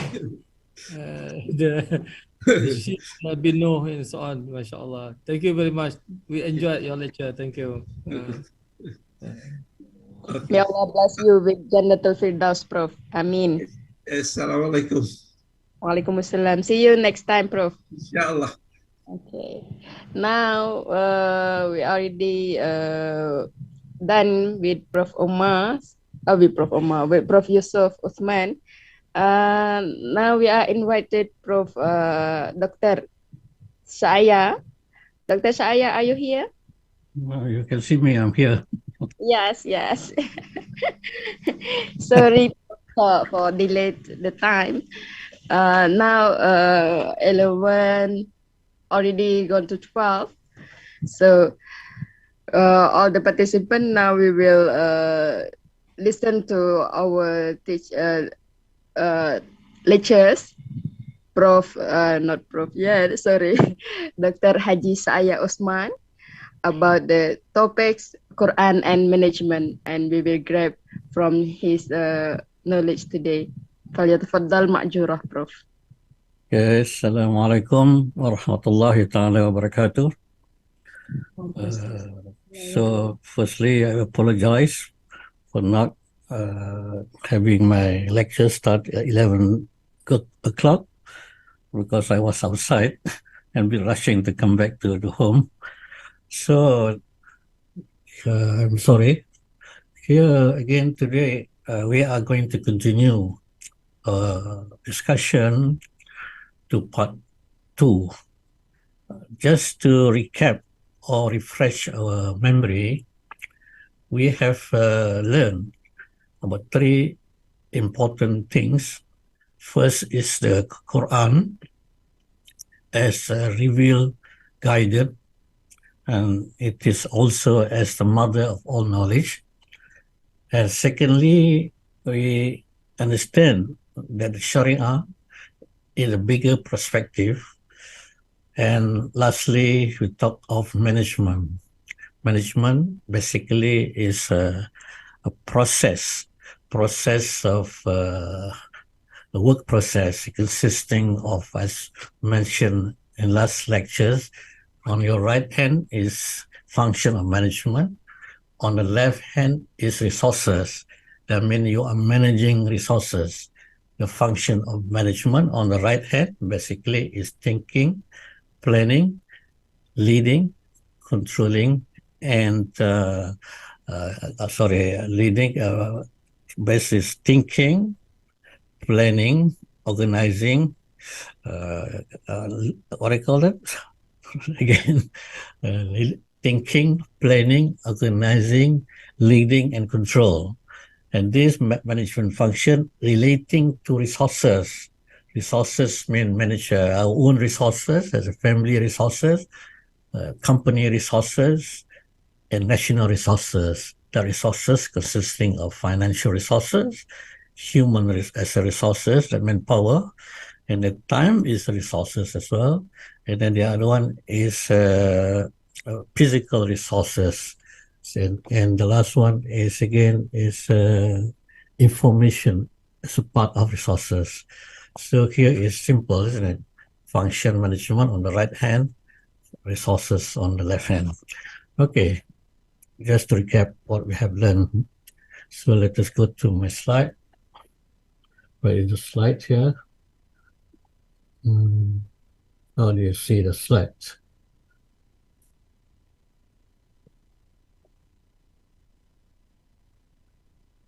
Well, it's the... Okay, here's the slides.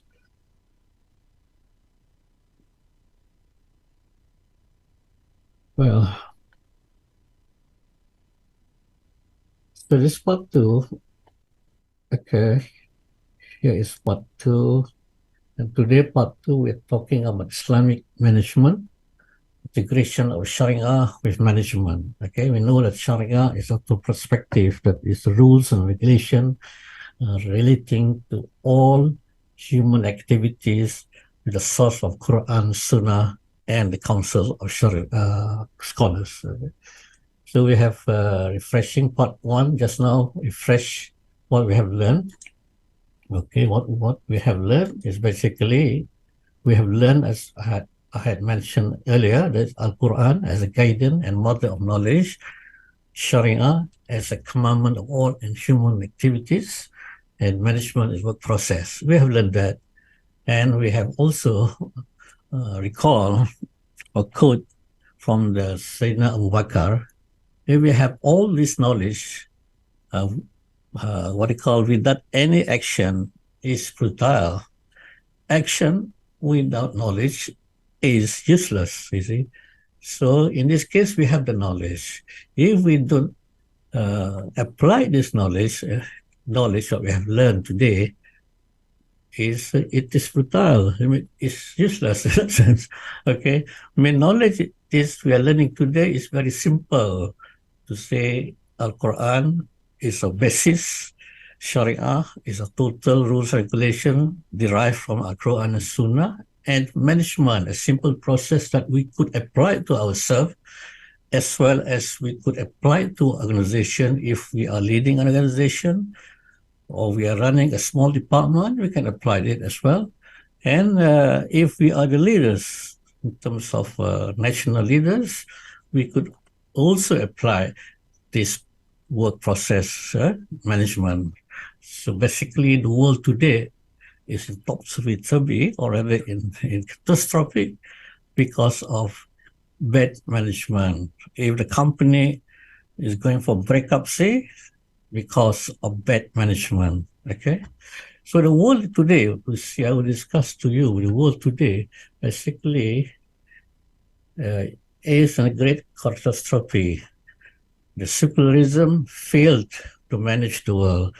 Even the United Nations is being formed to look into the problem of the world.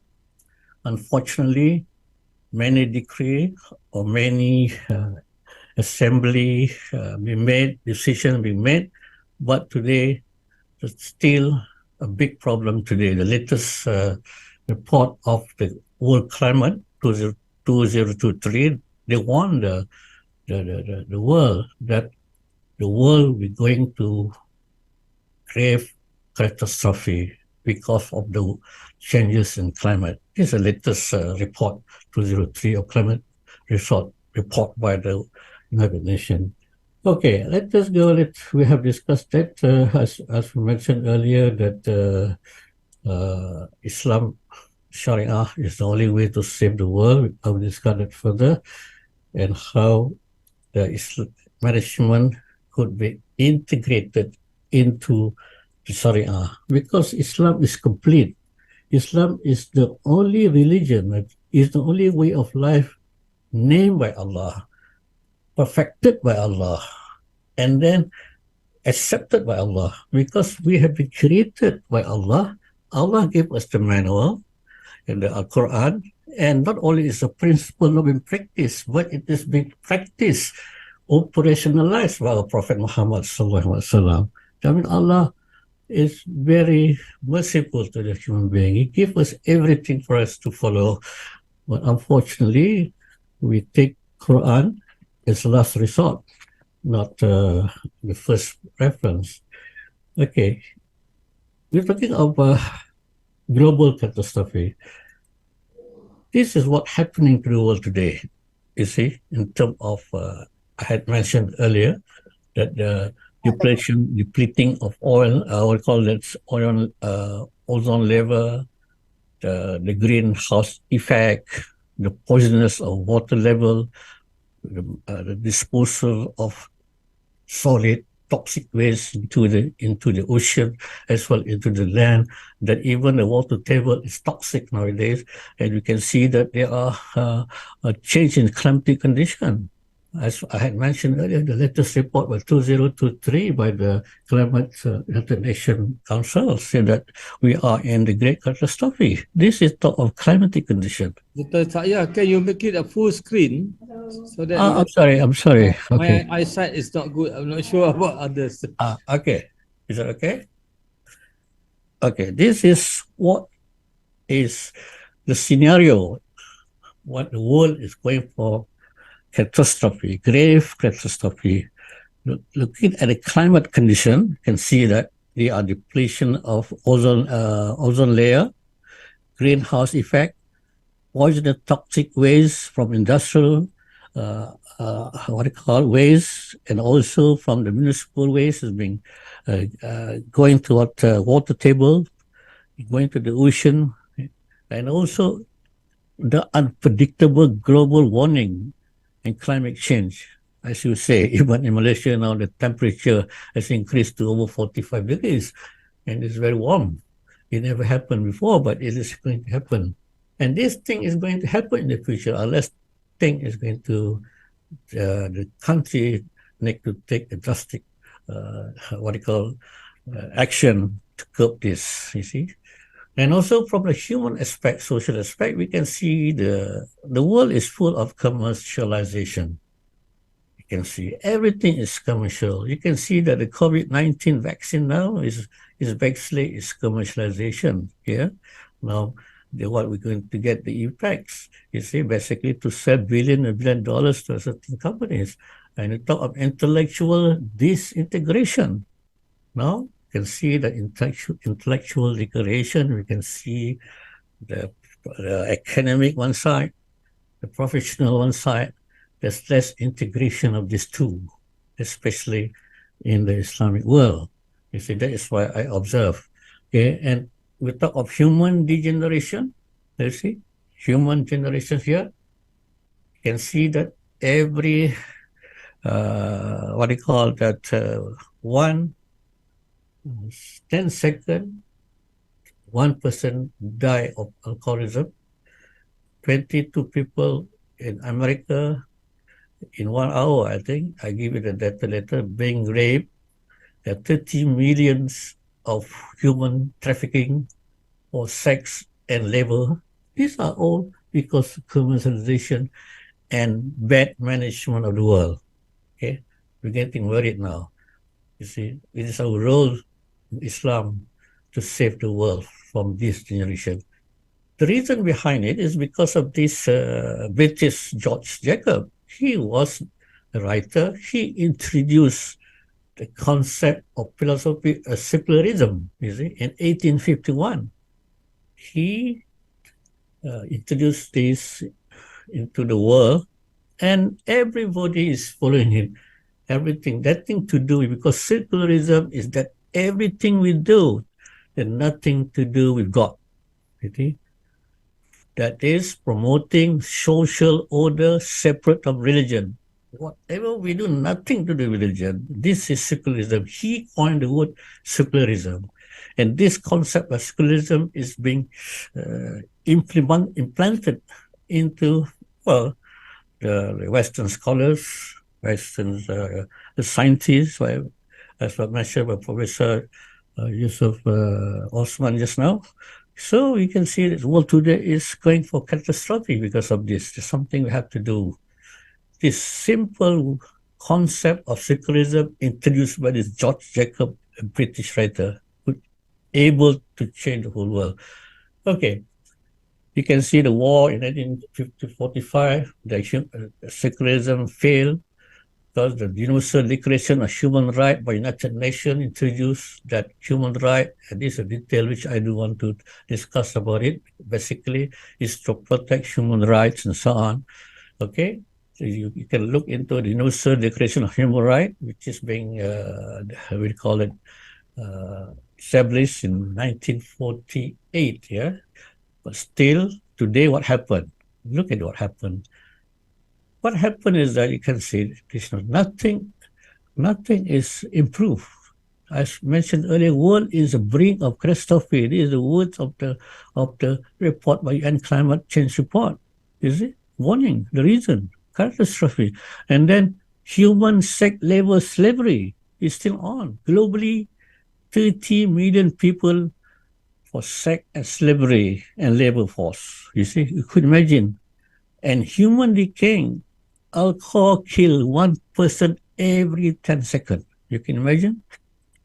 Every 10 seconds, 10 seconds you count, one person die in this world. This is reported by United Nations 2012. What happened? This is 2023, 10 years, maybe 1 second, one person died of alcoholism. You see, it doesn't, because the industry doesn't care of humans, human life as being advocated by Islam as the maqasid al-Sharia, protection of human life. They don't bother. As long as they make money, they are what you call motivated, just money. It doesn't care what people's die or climate or what they call the environments, destroy the environment and all, even the world itself. You see, so the view fails. United Nations failed. This is what happened here. Social human degeneration. 30 million. This is a report by various CIA, report by the United Nations. You see, South Africa, every 4 million, one person being raped. Imagine. USA, as I mentioned earlier, 1 hour, 21 being raped, 22 women being raped. And Sweden is the highest cases of rape every 100,000 population. Imagine that. This is what happened in the world today. this report is being based on 2015, and so on. It could be getting increased number of rate. This chart here, small chart here, you can see that all those charts are all in the non-Muslim country. This one, you can see the chart on the right. You see, the last small number, insignificant number, is a Muslim country. So you can see that the world, in the Western world, these things are getting worse in terms of social degeneration, human degeneration. And you see alcohol, every 1 person, every 10 seconds, 1 person die.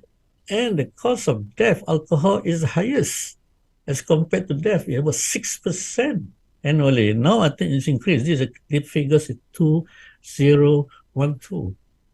Okay. HIV is only about 3%. Tuberculosis, violence is nearly 1%, less than 1%. So the basic elements of death due to terrorize or alcohol, I call it alcohol terrorized the world, killing 6% or more every year in the world. You see, you can see alcohol terrorized the world. Due to commercialization of alcohol beverages in United States, the business is nearly over 300 billion a year. They don't care as long as they make money, and the world is decaying. While Islam basically advocates to ban alcohol, and this World Health Organization in 2012 asking members country, please make a very strong regulation to curb alcoholism. You see, please make it very strong because they're killing the society, right? But again, it fails, okay? And now the United Nations is creating new goals. See? What I mentioned here is I'm trying to create the Islamic goal, Maqasid al-Sharia, into sustainable development goal. The trend of the United Nations, the trend of the world to find out new ways to solve this problem, to save the human being, to save the world from being destruction. You can see here the latest goal by United Nations formulated 7 interlinked global goals. They sent to all nations, and even in Malaysia, we tried to look into it. You can see 17 goals, or what they call no poverty, zero hunger goal. They just mentioned the goal, but how to do it is another side of to discuss. You see, well, if we compare, you see, the reason here they put at least 17 of this goal to save the world. You see, and they targeted in 2030. Another now it's 2023. Another 7 years. Imagine, can you achieve this goal? You see, while the world today going for destruction, world for social destruction, climatic destruction, can they achieve it to 2073? They just list down the goal.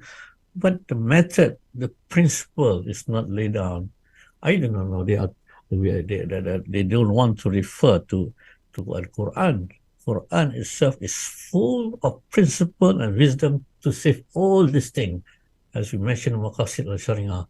Well, you see, here, even in Japan, have you heard of Society 50? You see, because here it is proposed by in the industry in 2015 in one conference. They feel that the present capitalism does not solve human problem. You see, they're coming up with the Society 5, and of course they modified a little bit human-centered society. That is Society 5, and there are the elements of artificial intelligence and so on, so that what I call that the human being or the society in Japan will be able to be human in nature. I mean, to say spend their life in the term of humanly. So far, the trend of capitalism, industry, digital economy does not center the human's development. This is what they say. They come up with Society 5. You can look into the internet and check the Society 5 development by Japan, and they are trying to advocate it to all the world. Okay, so they believe that the smart society based on human-centered. You see, these are the development of the society. I'll just give you an idea. Well, why Islam? You see, the only way solution here is Islam. Islam, a proven example, as you know, that Islamic management is able to what do you call this, to save the world from crisis, is it? And now Islamic financial system, creating an alternative of Islamic financial in industry and in the activity of business, and then the total, I give you some projection about $3 trillion US dollars, which have been projected when I was giving lectures in UK, in regional conference in Europe, and now I'm projecting it's about 10 trillion US dollars. That means to say it is accepted. We have Islamic banking, Islamic insurance, Islamic bond, Islamic investment, and we cannot be apologetic. We must call Islamic because Islam is the word chosen by Allah. You see, it meant a complete way. If we choose a portion of Islam, say Islamic Hadari, I don't think it should be given the right perspective. Islam is Islam. We cannot say Islamic democracy. It could be Islamic political system. This is what I believe. Okay, why Islam? You can see Islam here.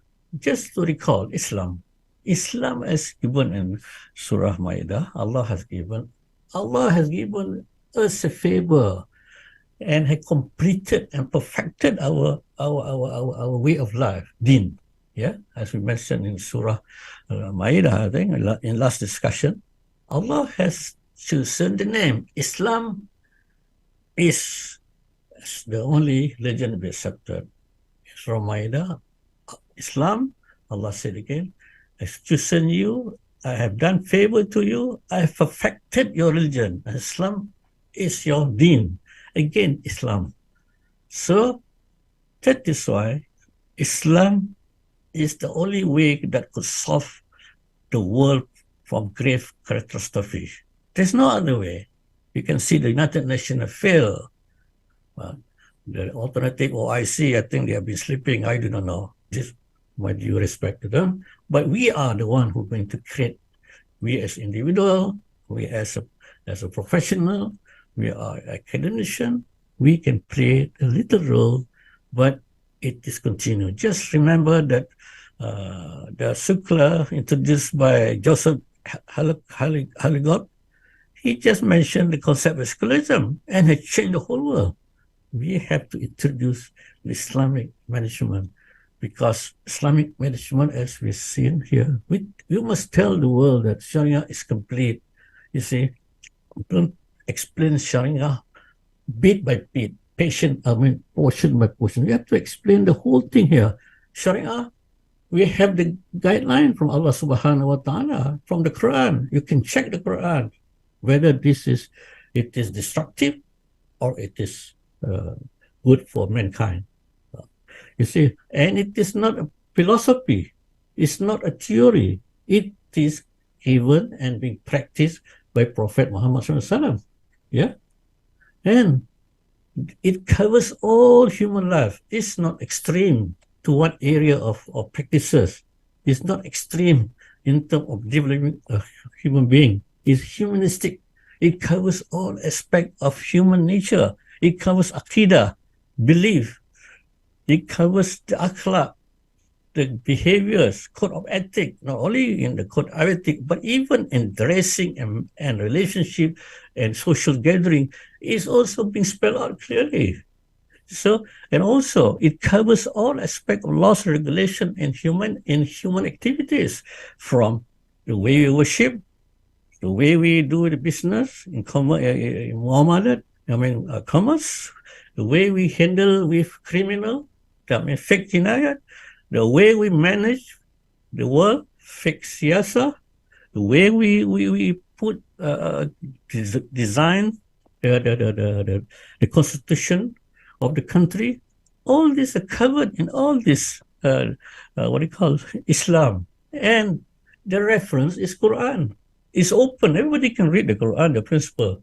The non-Muslim can read it, just like they accept the Sharia, but it's such Islamic finance, Islamic banking. They see that the beauty of it, because Islamic finance, Islamic banking has the biggest or the significant social obligation.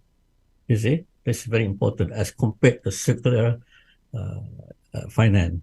So all these things you can see here, Islam is complete. They have the objective, the ultimate objective, that in a strategic objective, not only to this world but hereafter. You see, they have laid down a very simple objective. That means a strategic objective, ultimate objective, protection of religion. Whatever all these rule, regulation, principle, Quran is to protect the religion, to protect the deen. Deen means the way of life, and to protect human life. Just a small word says that killing a person without reason, as if you're killing the whole world.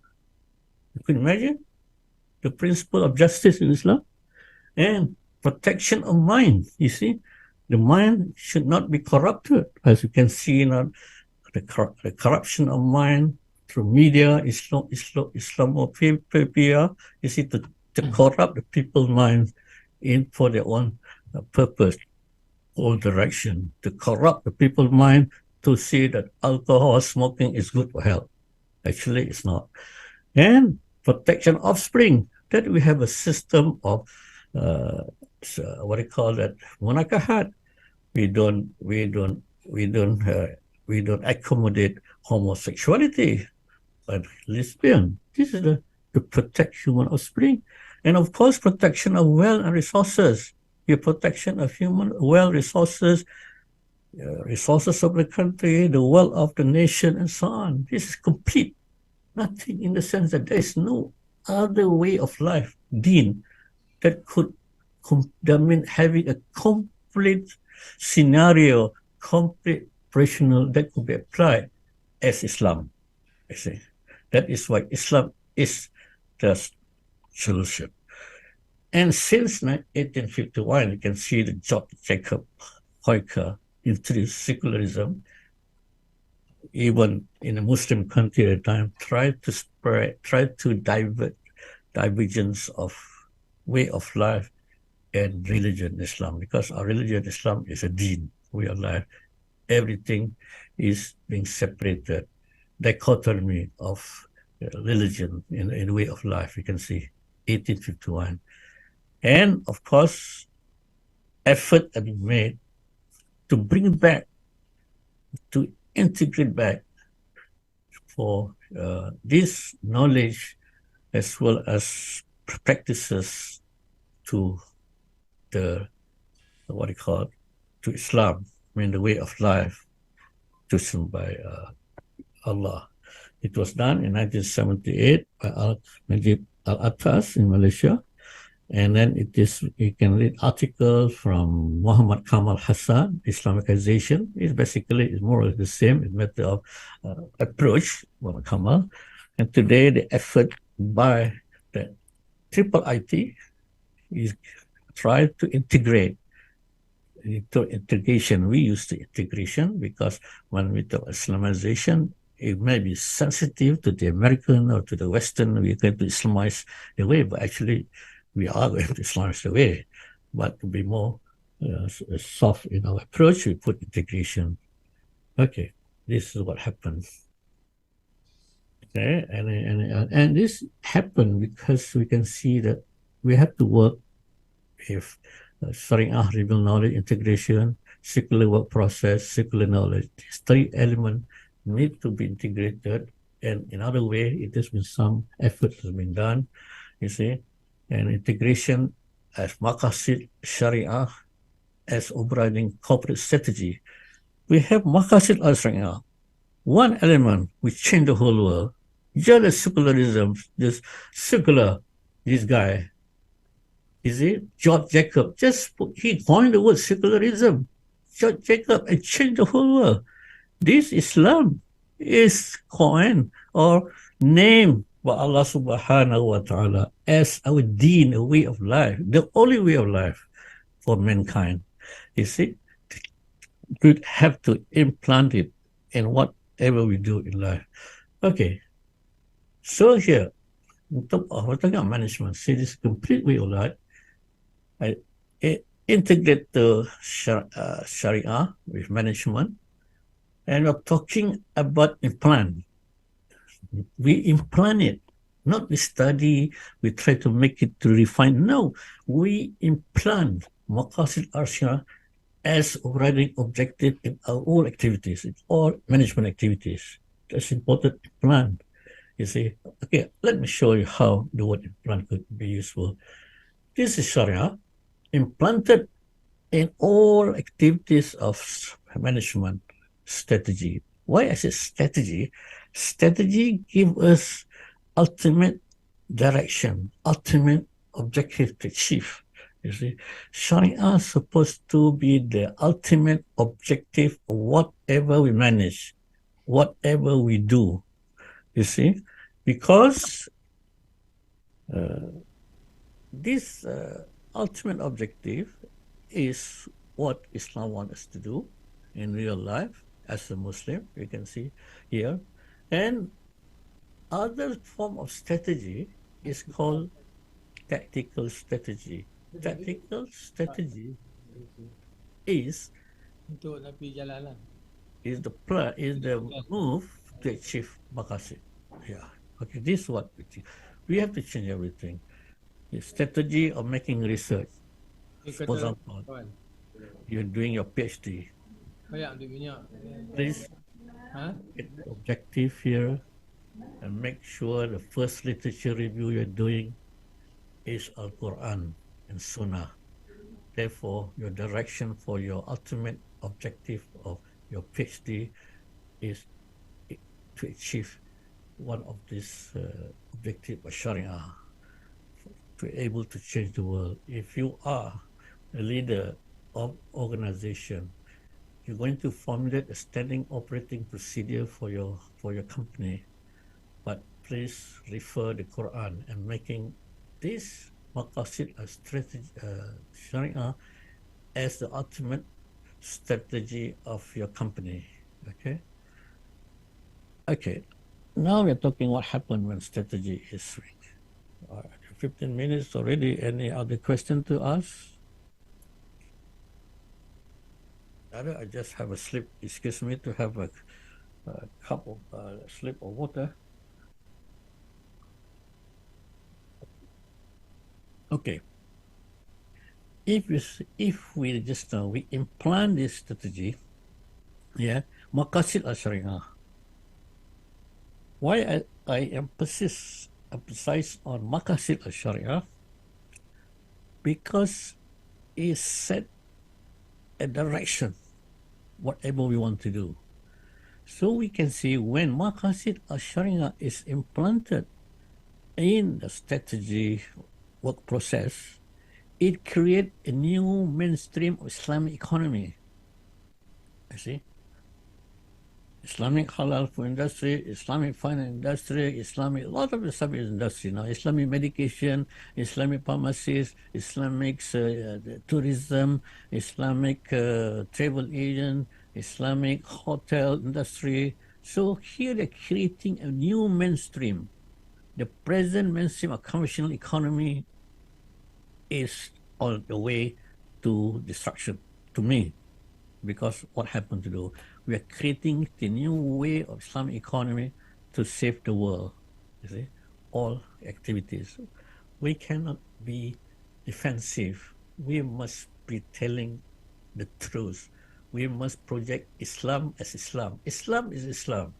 It's a peace. It's a word given by God. You see, And God named it Islam as a deen. You see, it's chosen.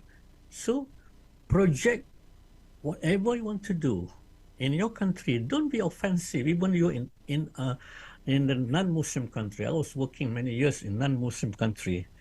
I try to bring Islamic principle into the company, and the non-Muslim country, 90% of owned by non-Muslim, they accept it. They see the beauty of Islam, and they say that to me before I left the company. I asked him, the owner, is a big multinational company, is non-Muslim. What should I do for the business? He said, Shaaya, do Islamic business. It is good, he said. See, they accept it when you tell the truth.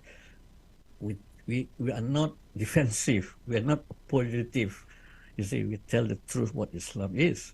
You see, in one conference, I mentioned this about Maqasid al-Sharia and this thing in the European Regional Conference, I think, one of the regional conference. You're talking about Islamic finance, but in terms of taking Islamic finance, I open the discussion to not only Islamic finance but Islamic economy, and I tell about the whole concept of Sharia, and they told me this is the first time I heard about Islam. These are from professors from university. They came to me this first time I say about Islam. I thought Islam is cutting hand, all these things, but I see the very comprehensive of Islam and total way of life.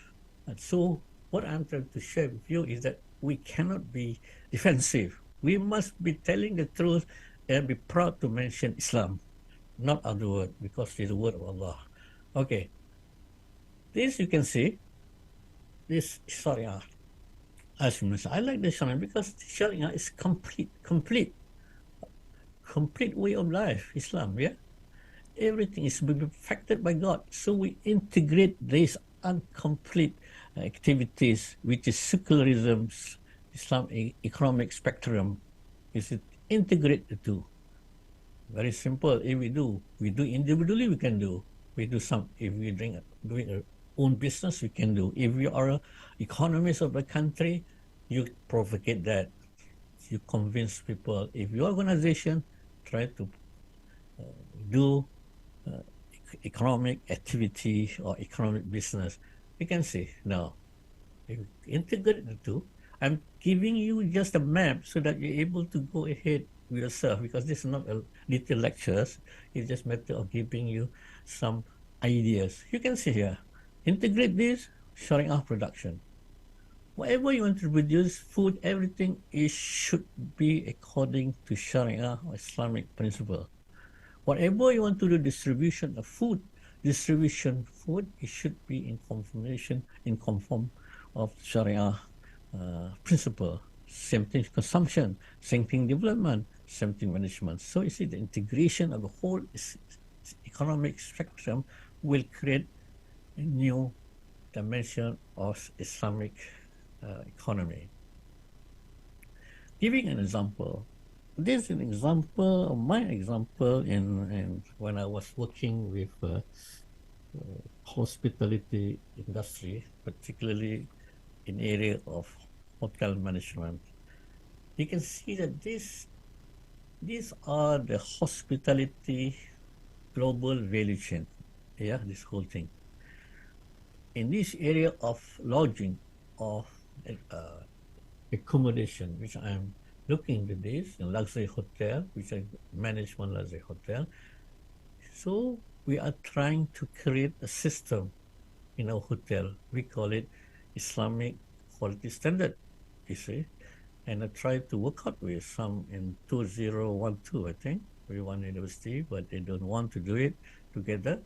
But unfortunately, we do it ourselves, and then we create a prototype of own hotel following the Islamic principle. We have a separate swimming pool for women. We don't call it separate swimming pool. We have exclusive swimming pool for women, exclusive swimming pool for men, and all we use a very nice word so that it is full of Islamic principle. We call it Islamic quality standard. You see, and the agency came and inspect us. They said after that it's okay because we are putting a very exclusive luxury hotel for mankind and better than conventional hotel. So yeah, again just now we're talking about Islamic quality standard. We are working together with IIIT, and also some universities to create not only Islamic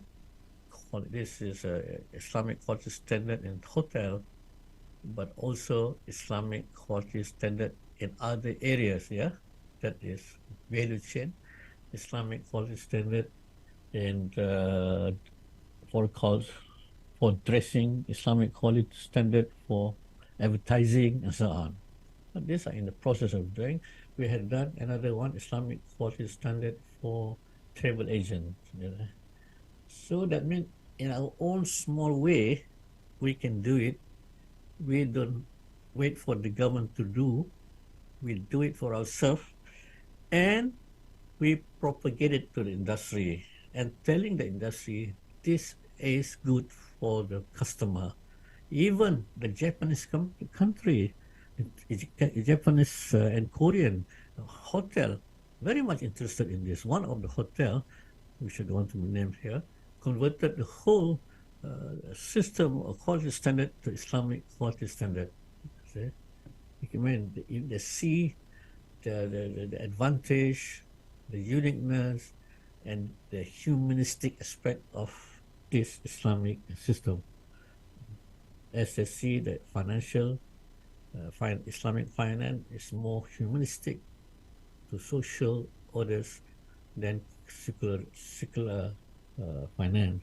This system also giving the same advantage as towards humanistic problem. You see? So here you can see that is standard, yeah.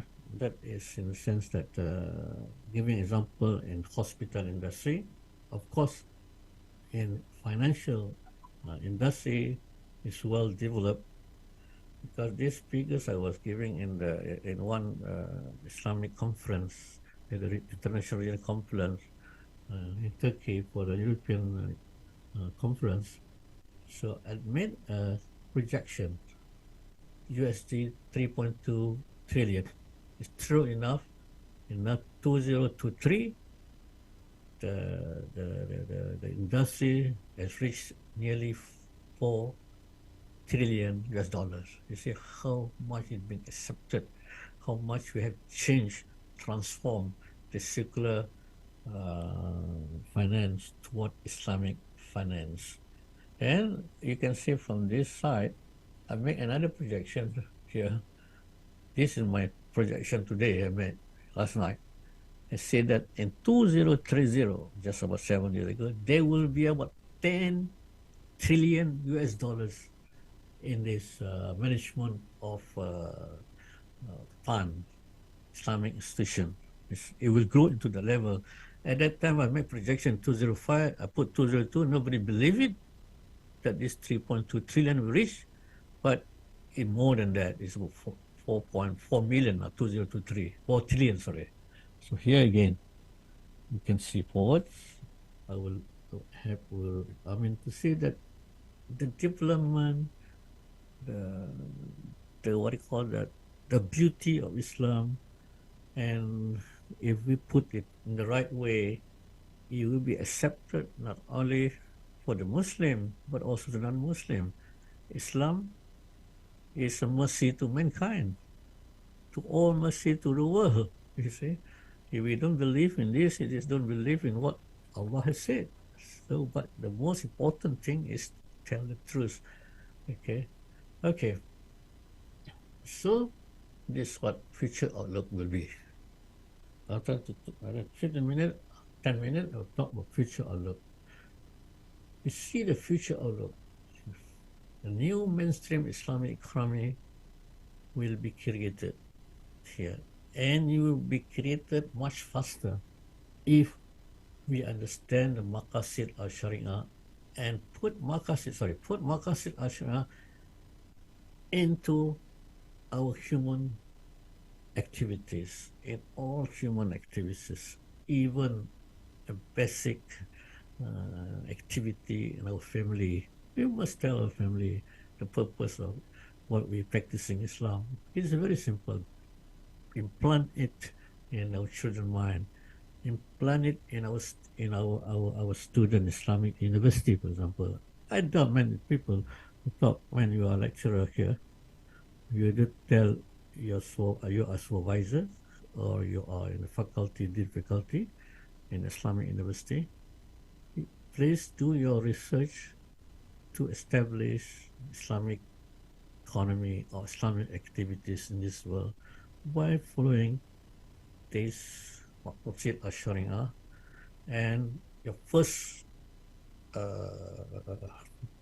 literature review should be Quran and Sunnah, so you can see what area need to be further researched and further developed and further structured for the better of mankind.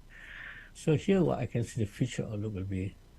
And the future outlook will be, when we talk of Society 5 by the Japanese industries and Japanese government making that as the world policy of Society 5, but they're trying to put the element of humanistic element, but they do not know where to source the humanistic element. We have the source given by Allah subhanahu wa ta'ala in the Quran. All are humanistic in our activities. So we should be proud. We should coin, or rather we should propagate Islamic humanistic sustainable society. Islamic humanistic society. With 5 set of Maqasid al-Sharia strategy of socio-economic equilibrium. You see? You can see that this is my words of coined words, but well, it has interested one conference of Society 5 in Europe. They called me to present a paper. I don't present Society 5. I present alternative to Society 5. This is because Society 5 is looking for human-centered development. But where are the source? We have the source. Our source is the best. Our source is directly from God. And Allah challenged us, as we mentioned earlier in the last last lectures last week. I can't remember the surah. It says that this is why you follow this what you call rules and regulation by Jahiliyyah. Do you think that other people can create better rules better than Allah? He challenged us. You see? And many as we see the challenge, United Nations try to do here and there but fail. But we should come out with and be proud of having Islamic principle. Don't be apologetic. Don't be defensive. Don't be naive in the sense that we're humble, we cannot use Islam. No, Islam is Islam. Okay. So brothers and sisters, we have 10 minutes more to go. This is my conclusion. It's that we're looking forward Islamic humanistic sustainable society which is based on the Quran and Sunnah, and also having 5 set of Maqasid or Sharia strategy, protection the way of life, deen, protection of human life, protection of intellect, protection of offspring, and lastly, protection of wealth and resources. These are basic humanistic sustainable society objective. Okay, thank you very much. Is there any question? I open to discussion or any suggestion or question is most welcome. Thank you very much. Thank you very much, Prof. Doctor. Thank you very much. Now we allow the participant to question. Here, Dr. Ahmad Lubis, yeah? Prof. Ahmad Lubis, raise the hand. Okay. Now I'm ready. Unmute you. You can unmute yourself. Okay. Yeah, thank you very much. Assalamualaikum warahmatullahi wabarakatuh. Nice to communicate with you again, Professor Shaaya. I think this is a great presentation. This five Maqasid Sharia aspect, I think really good. Then this is very universal approach. I just wonder, is there any effort to talk together to OIC organization? Because like I think you know OECD approach. I think we can put this, of course, Maqasid Sharia, developed into many aspects, but put it in the OIC strategy to build the Islamic world. Is it possible? Because this is universal, not just for Muslims, but also for the non-Muslim. If non-Muslim listen to this, I think they feel this is just a part of their strategy. What do you think? Yes. Saya?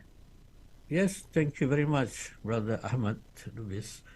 It is very good suggestion in the sense that we should put forward this idea, or rather this strategy to the OIC members, I think. And also at the same time, I think as well, we should educate our student as well, university student. Right. Yeah, because whatever we learn now, whatever I observe when we talk of Maqasid al-Sharia, is it is focused on fake ibadat, basically fake ibadah.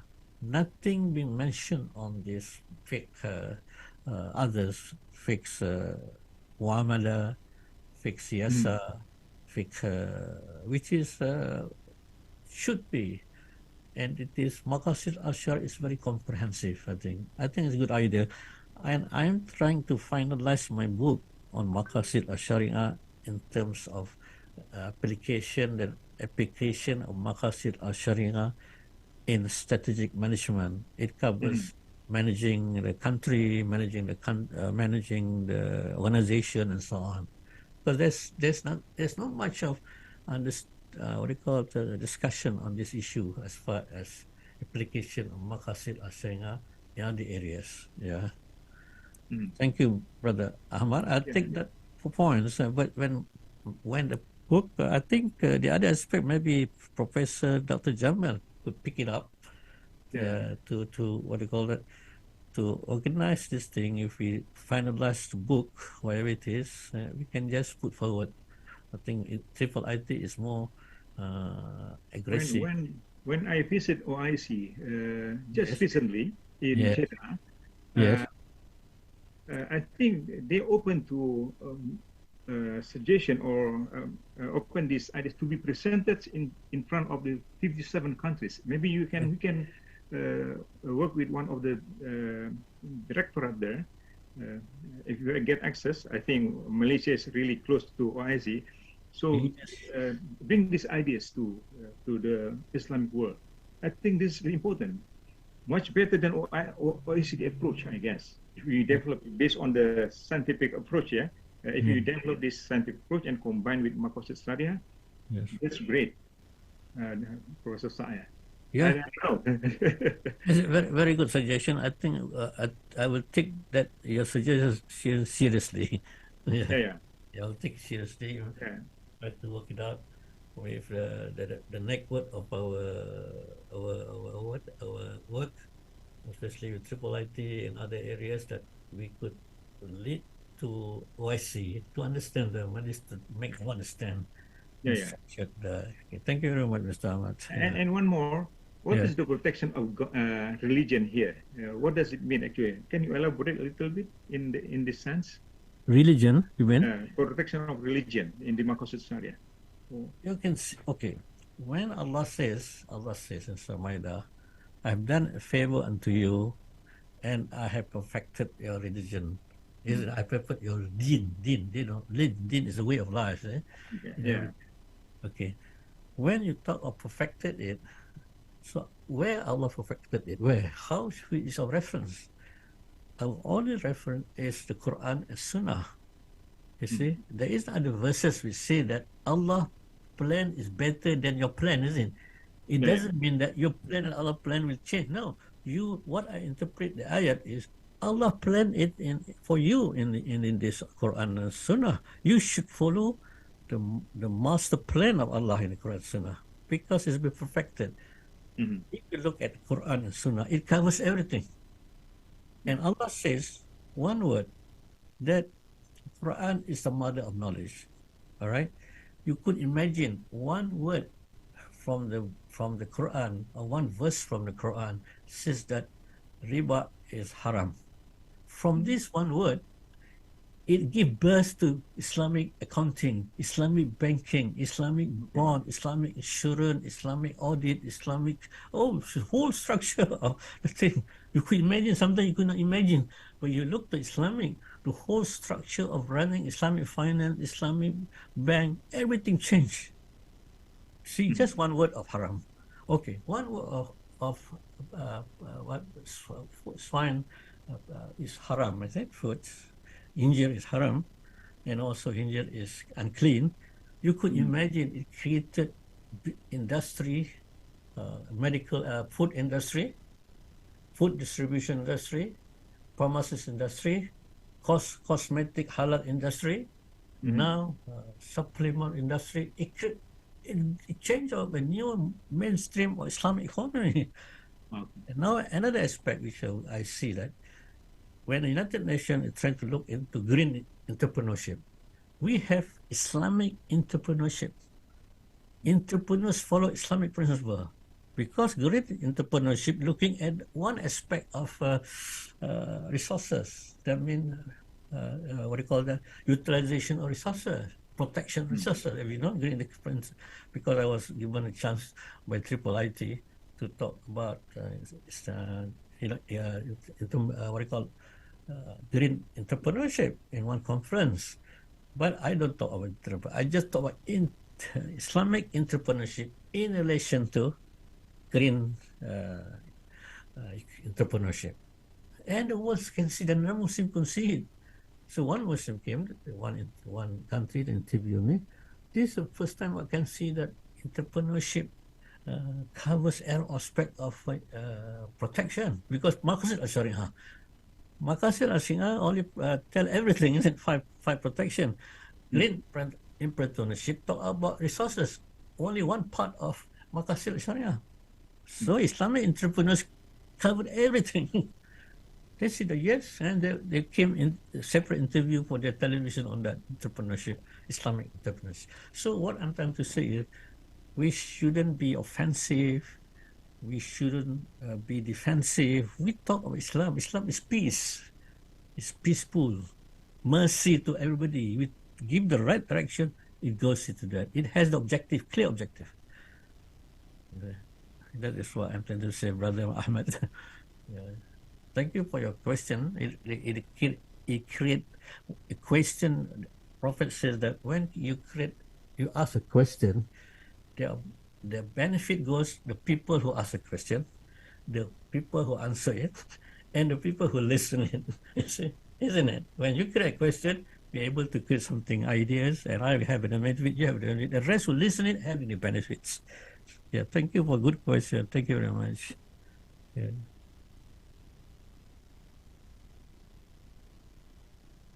And I will allow one more, Doctor.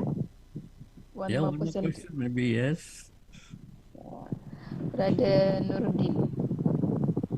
Okay, Brother Nuruddin, you can. Yes. Can you hear me, Prof? Yes. Yes. I think I have maybe a simple question, Prof.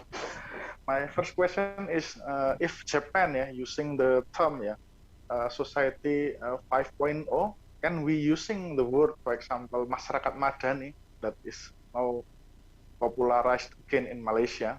And that's my first question. And second question, until now we still using the word Islamic economy, not change into integrated economy. Do you think that the term Islamization of knowledge is still can be used? not change into the integration. What do you think about that? Because until now is still Islamic economy, for example, not integrated economy. Thank you, Prof. Yes, Mr. Jaria, give me one question to Brother Malik, Junde. So I answer the question first. You answer both. Both question, yeah. Wait for Malik Junde. Okay, Malik. Please raise your hand, Malik.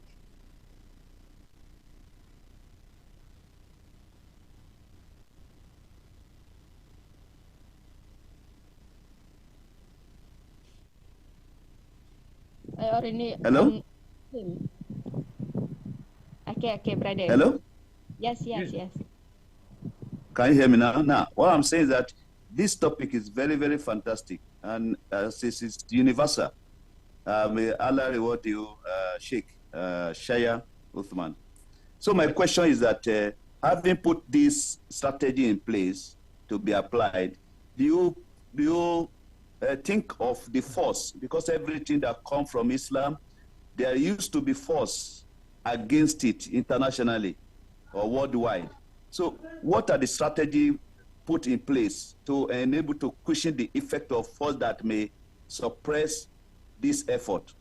Thank you. Okay. First question. Just now, I go back to the first question just now. Yeah, I mean the other person. We're talking about Islamic economy. Okay, why you should use Islamic economy? I'll give you an example. When Islamic finance, they want to use friendly, Muslim friendly Islamic banking. What really it means? It means only focus on non-interest aspect of calculation. But when we talk of Islamic finance, it started from the source of fund, whether it's haram or halal. Second, it also disbursement of fund, whether it is project which is halal or not halal, or it is project which is destruction to the humanity or to the world. Will not be allowed to do that. So what Islamic, when we mention Islamic, it has a certain detailed principle that could be applied. You see, it's not only into one aspect, but other related aspect. Islamic environment in the hotel, they should have Islamic way of dressing, Islamic way of code of ethics. You see, this is called Islamic. What it means to Islamic, therefore, Islamic friendly hotel was not being used to describe non-interest bank. They go Islamic bank. People will look at Islamic bank. People recognize that Islamic bank is a standard that is complete. Another example is when we talk of Islamic tourism, when I was involved. When we talk Islamic tourism, we started with Islamic tourism, but other form of even the government do not want to use Islamic tourism. It is very defensive, saying that it is friendly, nobody will accept it, and so on. But we stick to Islamic standard, quality standard. Either the industry want to do it or doesn't want to use it, it doesn't matter. Let the industry take its direction. Now, lately, not now, but last 2-3 years, even the government had changed it to Islamic tourism center, not Muslim-friendly tourism. No, Islamic tourism, because Islamic has a list of principle, complete principle, and the customer, when they understand Islam, they look at Islamic environment is complete, not only with the principle of what do you call that, for example, bank Sharia, or rather in banking, in hotel industry, non-halal food, but it consists of how the interaction, social interaction inside the hotel, and how the activity of a hotel is being created. It is humanistic, it's family-like. They would like to attend it, they would like to have a holiday in Islamic hotel, because very conducive. and it's safe for the family, for their wife, for the children, and so on. So Islamic hotel seem to very popular when we introduce it, rather than Islamic friendly hotel. That is why second question just first answers here. So Islamic, don't be defensive. Use Islamic and explain what it is. Therefore, a non-Muslim will also understand what Islam and what is the principle is all about. Because the principle never gone wrong, because it's from the Quran and Sunnah. They can look at the Quran and Sunnah. It is open, the wisdom principle of Quran. Everybody can read it, all languages. They can find any defective. No, they don't find. They found it the goodness of Islamic. Okay. I don't get the question number one just now, asking for the first person question. I only understand the second one. Perhaps the first person who asked me the first two questions just now could clarify the first question. Okay, the third question is regarding last question. What is regarding? Can you recall it? Regarding the how to implement this strategic implication. Yeah. Yes. I think the interest of Islamic strategic management, what I understand from the research I've done during when I did my PhD, there is a gap of understanding, especially among the Islamic scholars. The understanding of Maqasid al-Sharia is only on Sharia, fiqh ibadah, fiqh maybe other fiqh munakahat and so on. But the other aspect of fiqh relates to what do you call that? Islamic muamalah, Islamic business, Islamic commerce is not being touched on. There is one book written by the government. I think they're interested in this aspect, but the understanding of management is not there. When they read about Maqasid al-Sharia, application of the Sharia, is they cannot match, they cannot integrate so that the industry can understand it. That is the problem. And the problem we are here again, secondly, Mr. What we could do now as individual, as a strategy, how to implement this Maqasid al-Sharia in the government, we have to do a good book, not academic book, but a professional book, maybe management book that can be applied to industry and other things to see the beauty of it, and then to talk to the government as well as what brother earlier speak, that we have to talk to OIC, that the implementation of Maqasid al-Sharia. That's what we can do in this way. Perhaps Mr. Malik could suggest better other form that we could be considered good also, Mr. Malik. That's my response. I hope I covered. Yes, any other questions?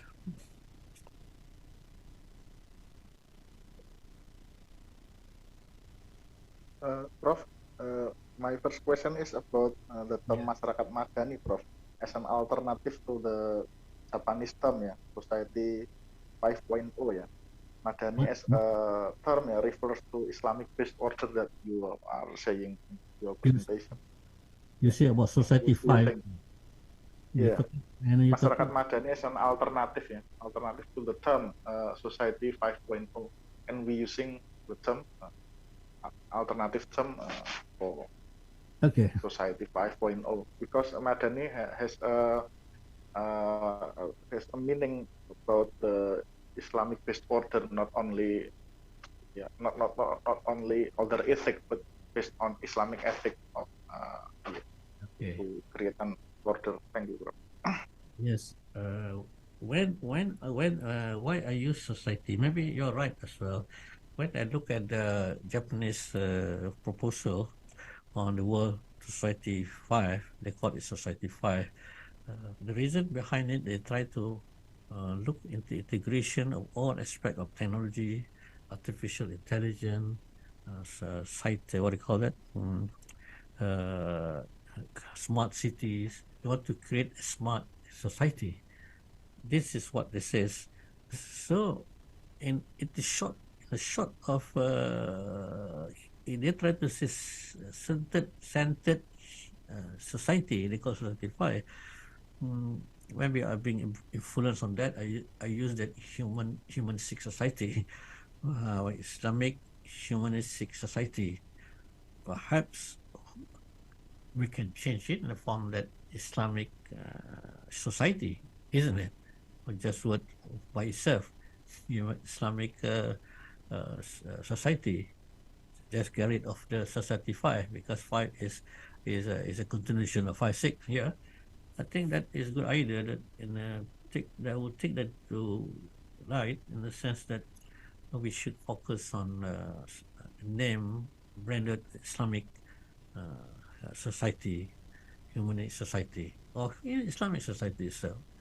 That could comprehensive of everything. Yeah, that is a good idea. That's what my comment on that. I will look into that aspect. We are not to be apologetic in a sense that we call it Islamic humanistic society is 5. Now we can say that Islamic toward Islamic society, just like Islamic banking, Islamic tourism, just one. That's a good idea. Islamic society consisting of all those activities that we have mentioned earlier, consisting of Islamic finance, Islamic Islamic siyasa, Islamic jinayat, criminology, Islamic all those things, and ethics of aqidah as well, akhlaq, and so on, completely. Yeah, I agree, Mr. That is a good idea. I will try to refine my presentation in that way. Yeah, thank you very much. Thank you very much, Prof. And now we have passed a lot of the time. Sorry to take your time a lot, Prof. Thank you very much for wonderful sharing today, and we hope all the participants can grab that knowledge and apply it in daily life. Thank you. And inshallah, we will meet you again in the next. Now you are complete, inshallah. Thank you. Thank you, Brother Shaaya. Thank you, Please, dear participants, all, this is the last lecture from Dr. Shaaya. He got only 2 slots. Inshallah, in the future, we will invite him for some other topics. For your information, next week there won't be any class. There will be a mid-semester break, or Idul Azha break. On the 1st of July, there won't be any class, but we are going to start again on the 8th of July. So our class from now, the next class will be on the 8th of July. So you have a great presentation by Professor Shaaya. He brought you back to the future. He bring you to the future. If Professor Yusuf had brought you back to the time of Noah and the time 2,000 to 3 years behind, now he's bringing us to the future. How we can solve the problem of the Ummah through Islamic management, through Islamic management based on Al-Qur'an and Sunnah. So it will be very interesting. So inshallah, for your information, Dr. Shaaya has done his PhD in the field of Maqasid Sharia, application to strategic management. Maybe for those postgraduate students or young professors, young lecturers who would like to have more information, maybe we will send you any material from Dr. Shaaya related to Maqasid Sharia, inshallah. So he has been very experienced in the industry, in hospitality, 18 years in Turkey, and he has been working with the Islamic Bank, with the Chinese bank. As he mentioned, 90% are non-Muslim. Or did he influence the non-Muslim about the Islamic management and so on? So our future will be very positive, looking at the graphic presentation presented by Dr. Shaaya. So please, we will share with you the slide, inshallah, and we hope everybody can benefit it. And the detailed writing of Dr. Shaaya, he will be sharing with us also, inshallah. So we would like to thank everybody. Thank you, Dr. Ahmad Lubis. He's a professor in science also at Al-Azhar University in Indonesia, the former rector, and he is a tripartite representative for Indonesia. And Dr. Yusuf from Hong Kong, and all the brothers and sisters from various parts of the country, also from Nigeria, from Uganda, from Bangladesh, from Pakistan, from Indonesia, Malaysia, and other parts of the world. Thank you very much. Assalamualaikum warahmatullahi wabarakatuh. Also, thank you to Sister Juwaria, who have been, Sister Juwaria is a postgraduate student, PhD. She is completing her PhD very soon, inshallah, in Al-Qur'an and Sunnah. And she has been doing very good job communicating with the participant. And you have any question, anything, can contact Sister Juwaria. So please apologize for anything from Sister Juwaria and myself. Thank you very much. Assalamualaikum warahmatullahi wabarakatuh. Waalaikumsalam warahmatullahi wabarakatuh. We see you again, Dr. Saya. Inshallah. Thank you for inviting me. Okay, Assalamualaikum warahmatullahi wabarakatuh. I was in Salatiga, Indonesia yesterday. They did mention your name. You have been talking about the same topic on the Islamic hospitality in Salatiga, in Central Java. Inshallah. 2 years ago, I think. They still remember you in Indonesia. Yeah. Maybe people from Africa can invite Dr. Saya there, inshallah. Inshallah. Brother Nuruddin and Brother Malik, Tunde, and all the others. Okay, alhamdulillah. Dr. Imadulul Haq from Bangladesh, I think. Mr. Badi from Indonesia, from Singapore. Thank you all. Assalamualaikum warahmatullahi wabarakatuh. Waalaikumsalam warahmatullahi wabarakatuh.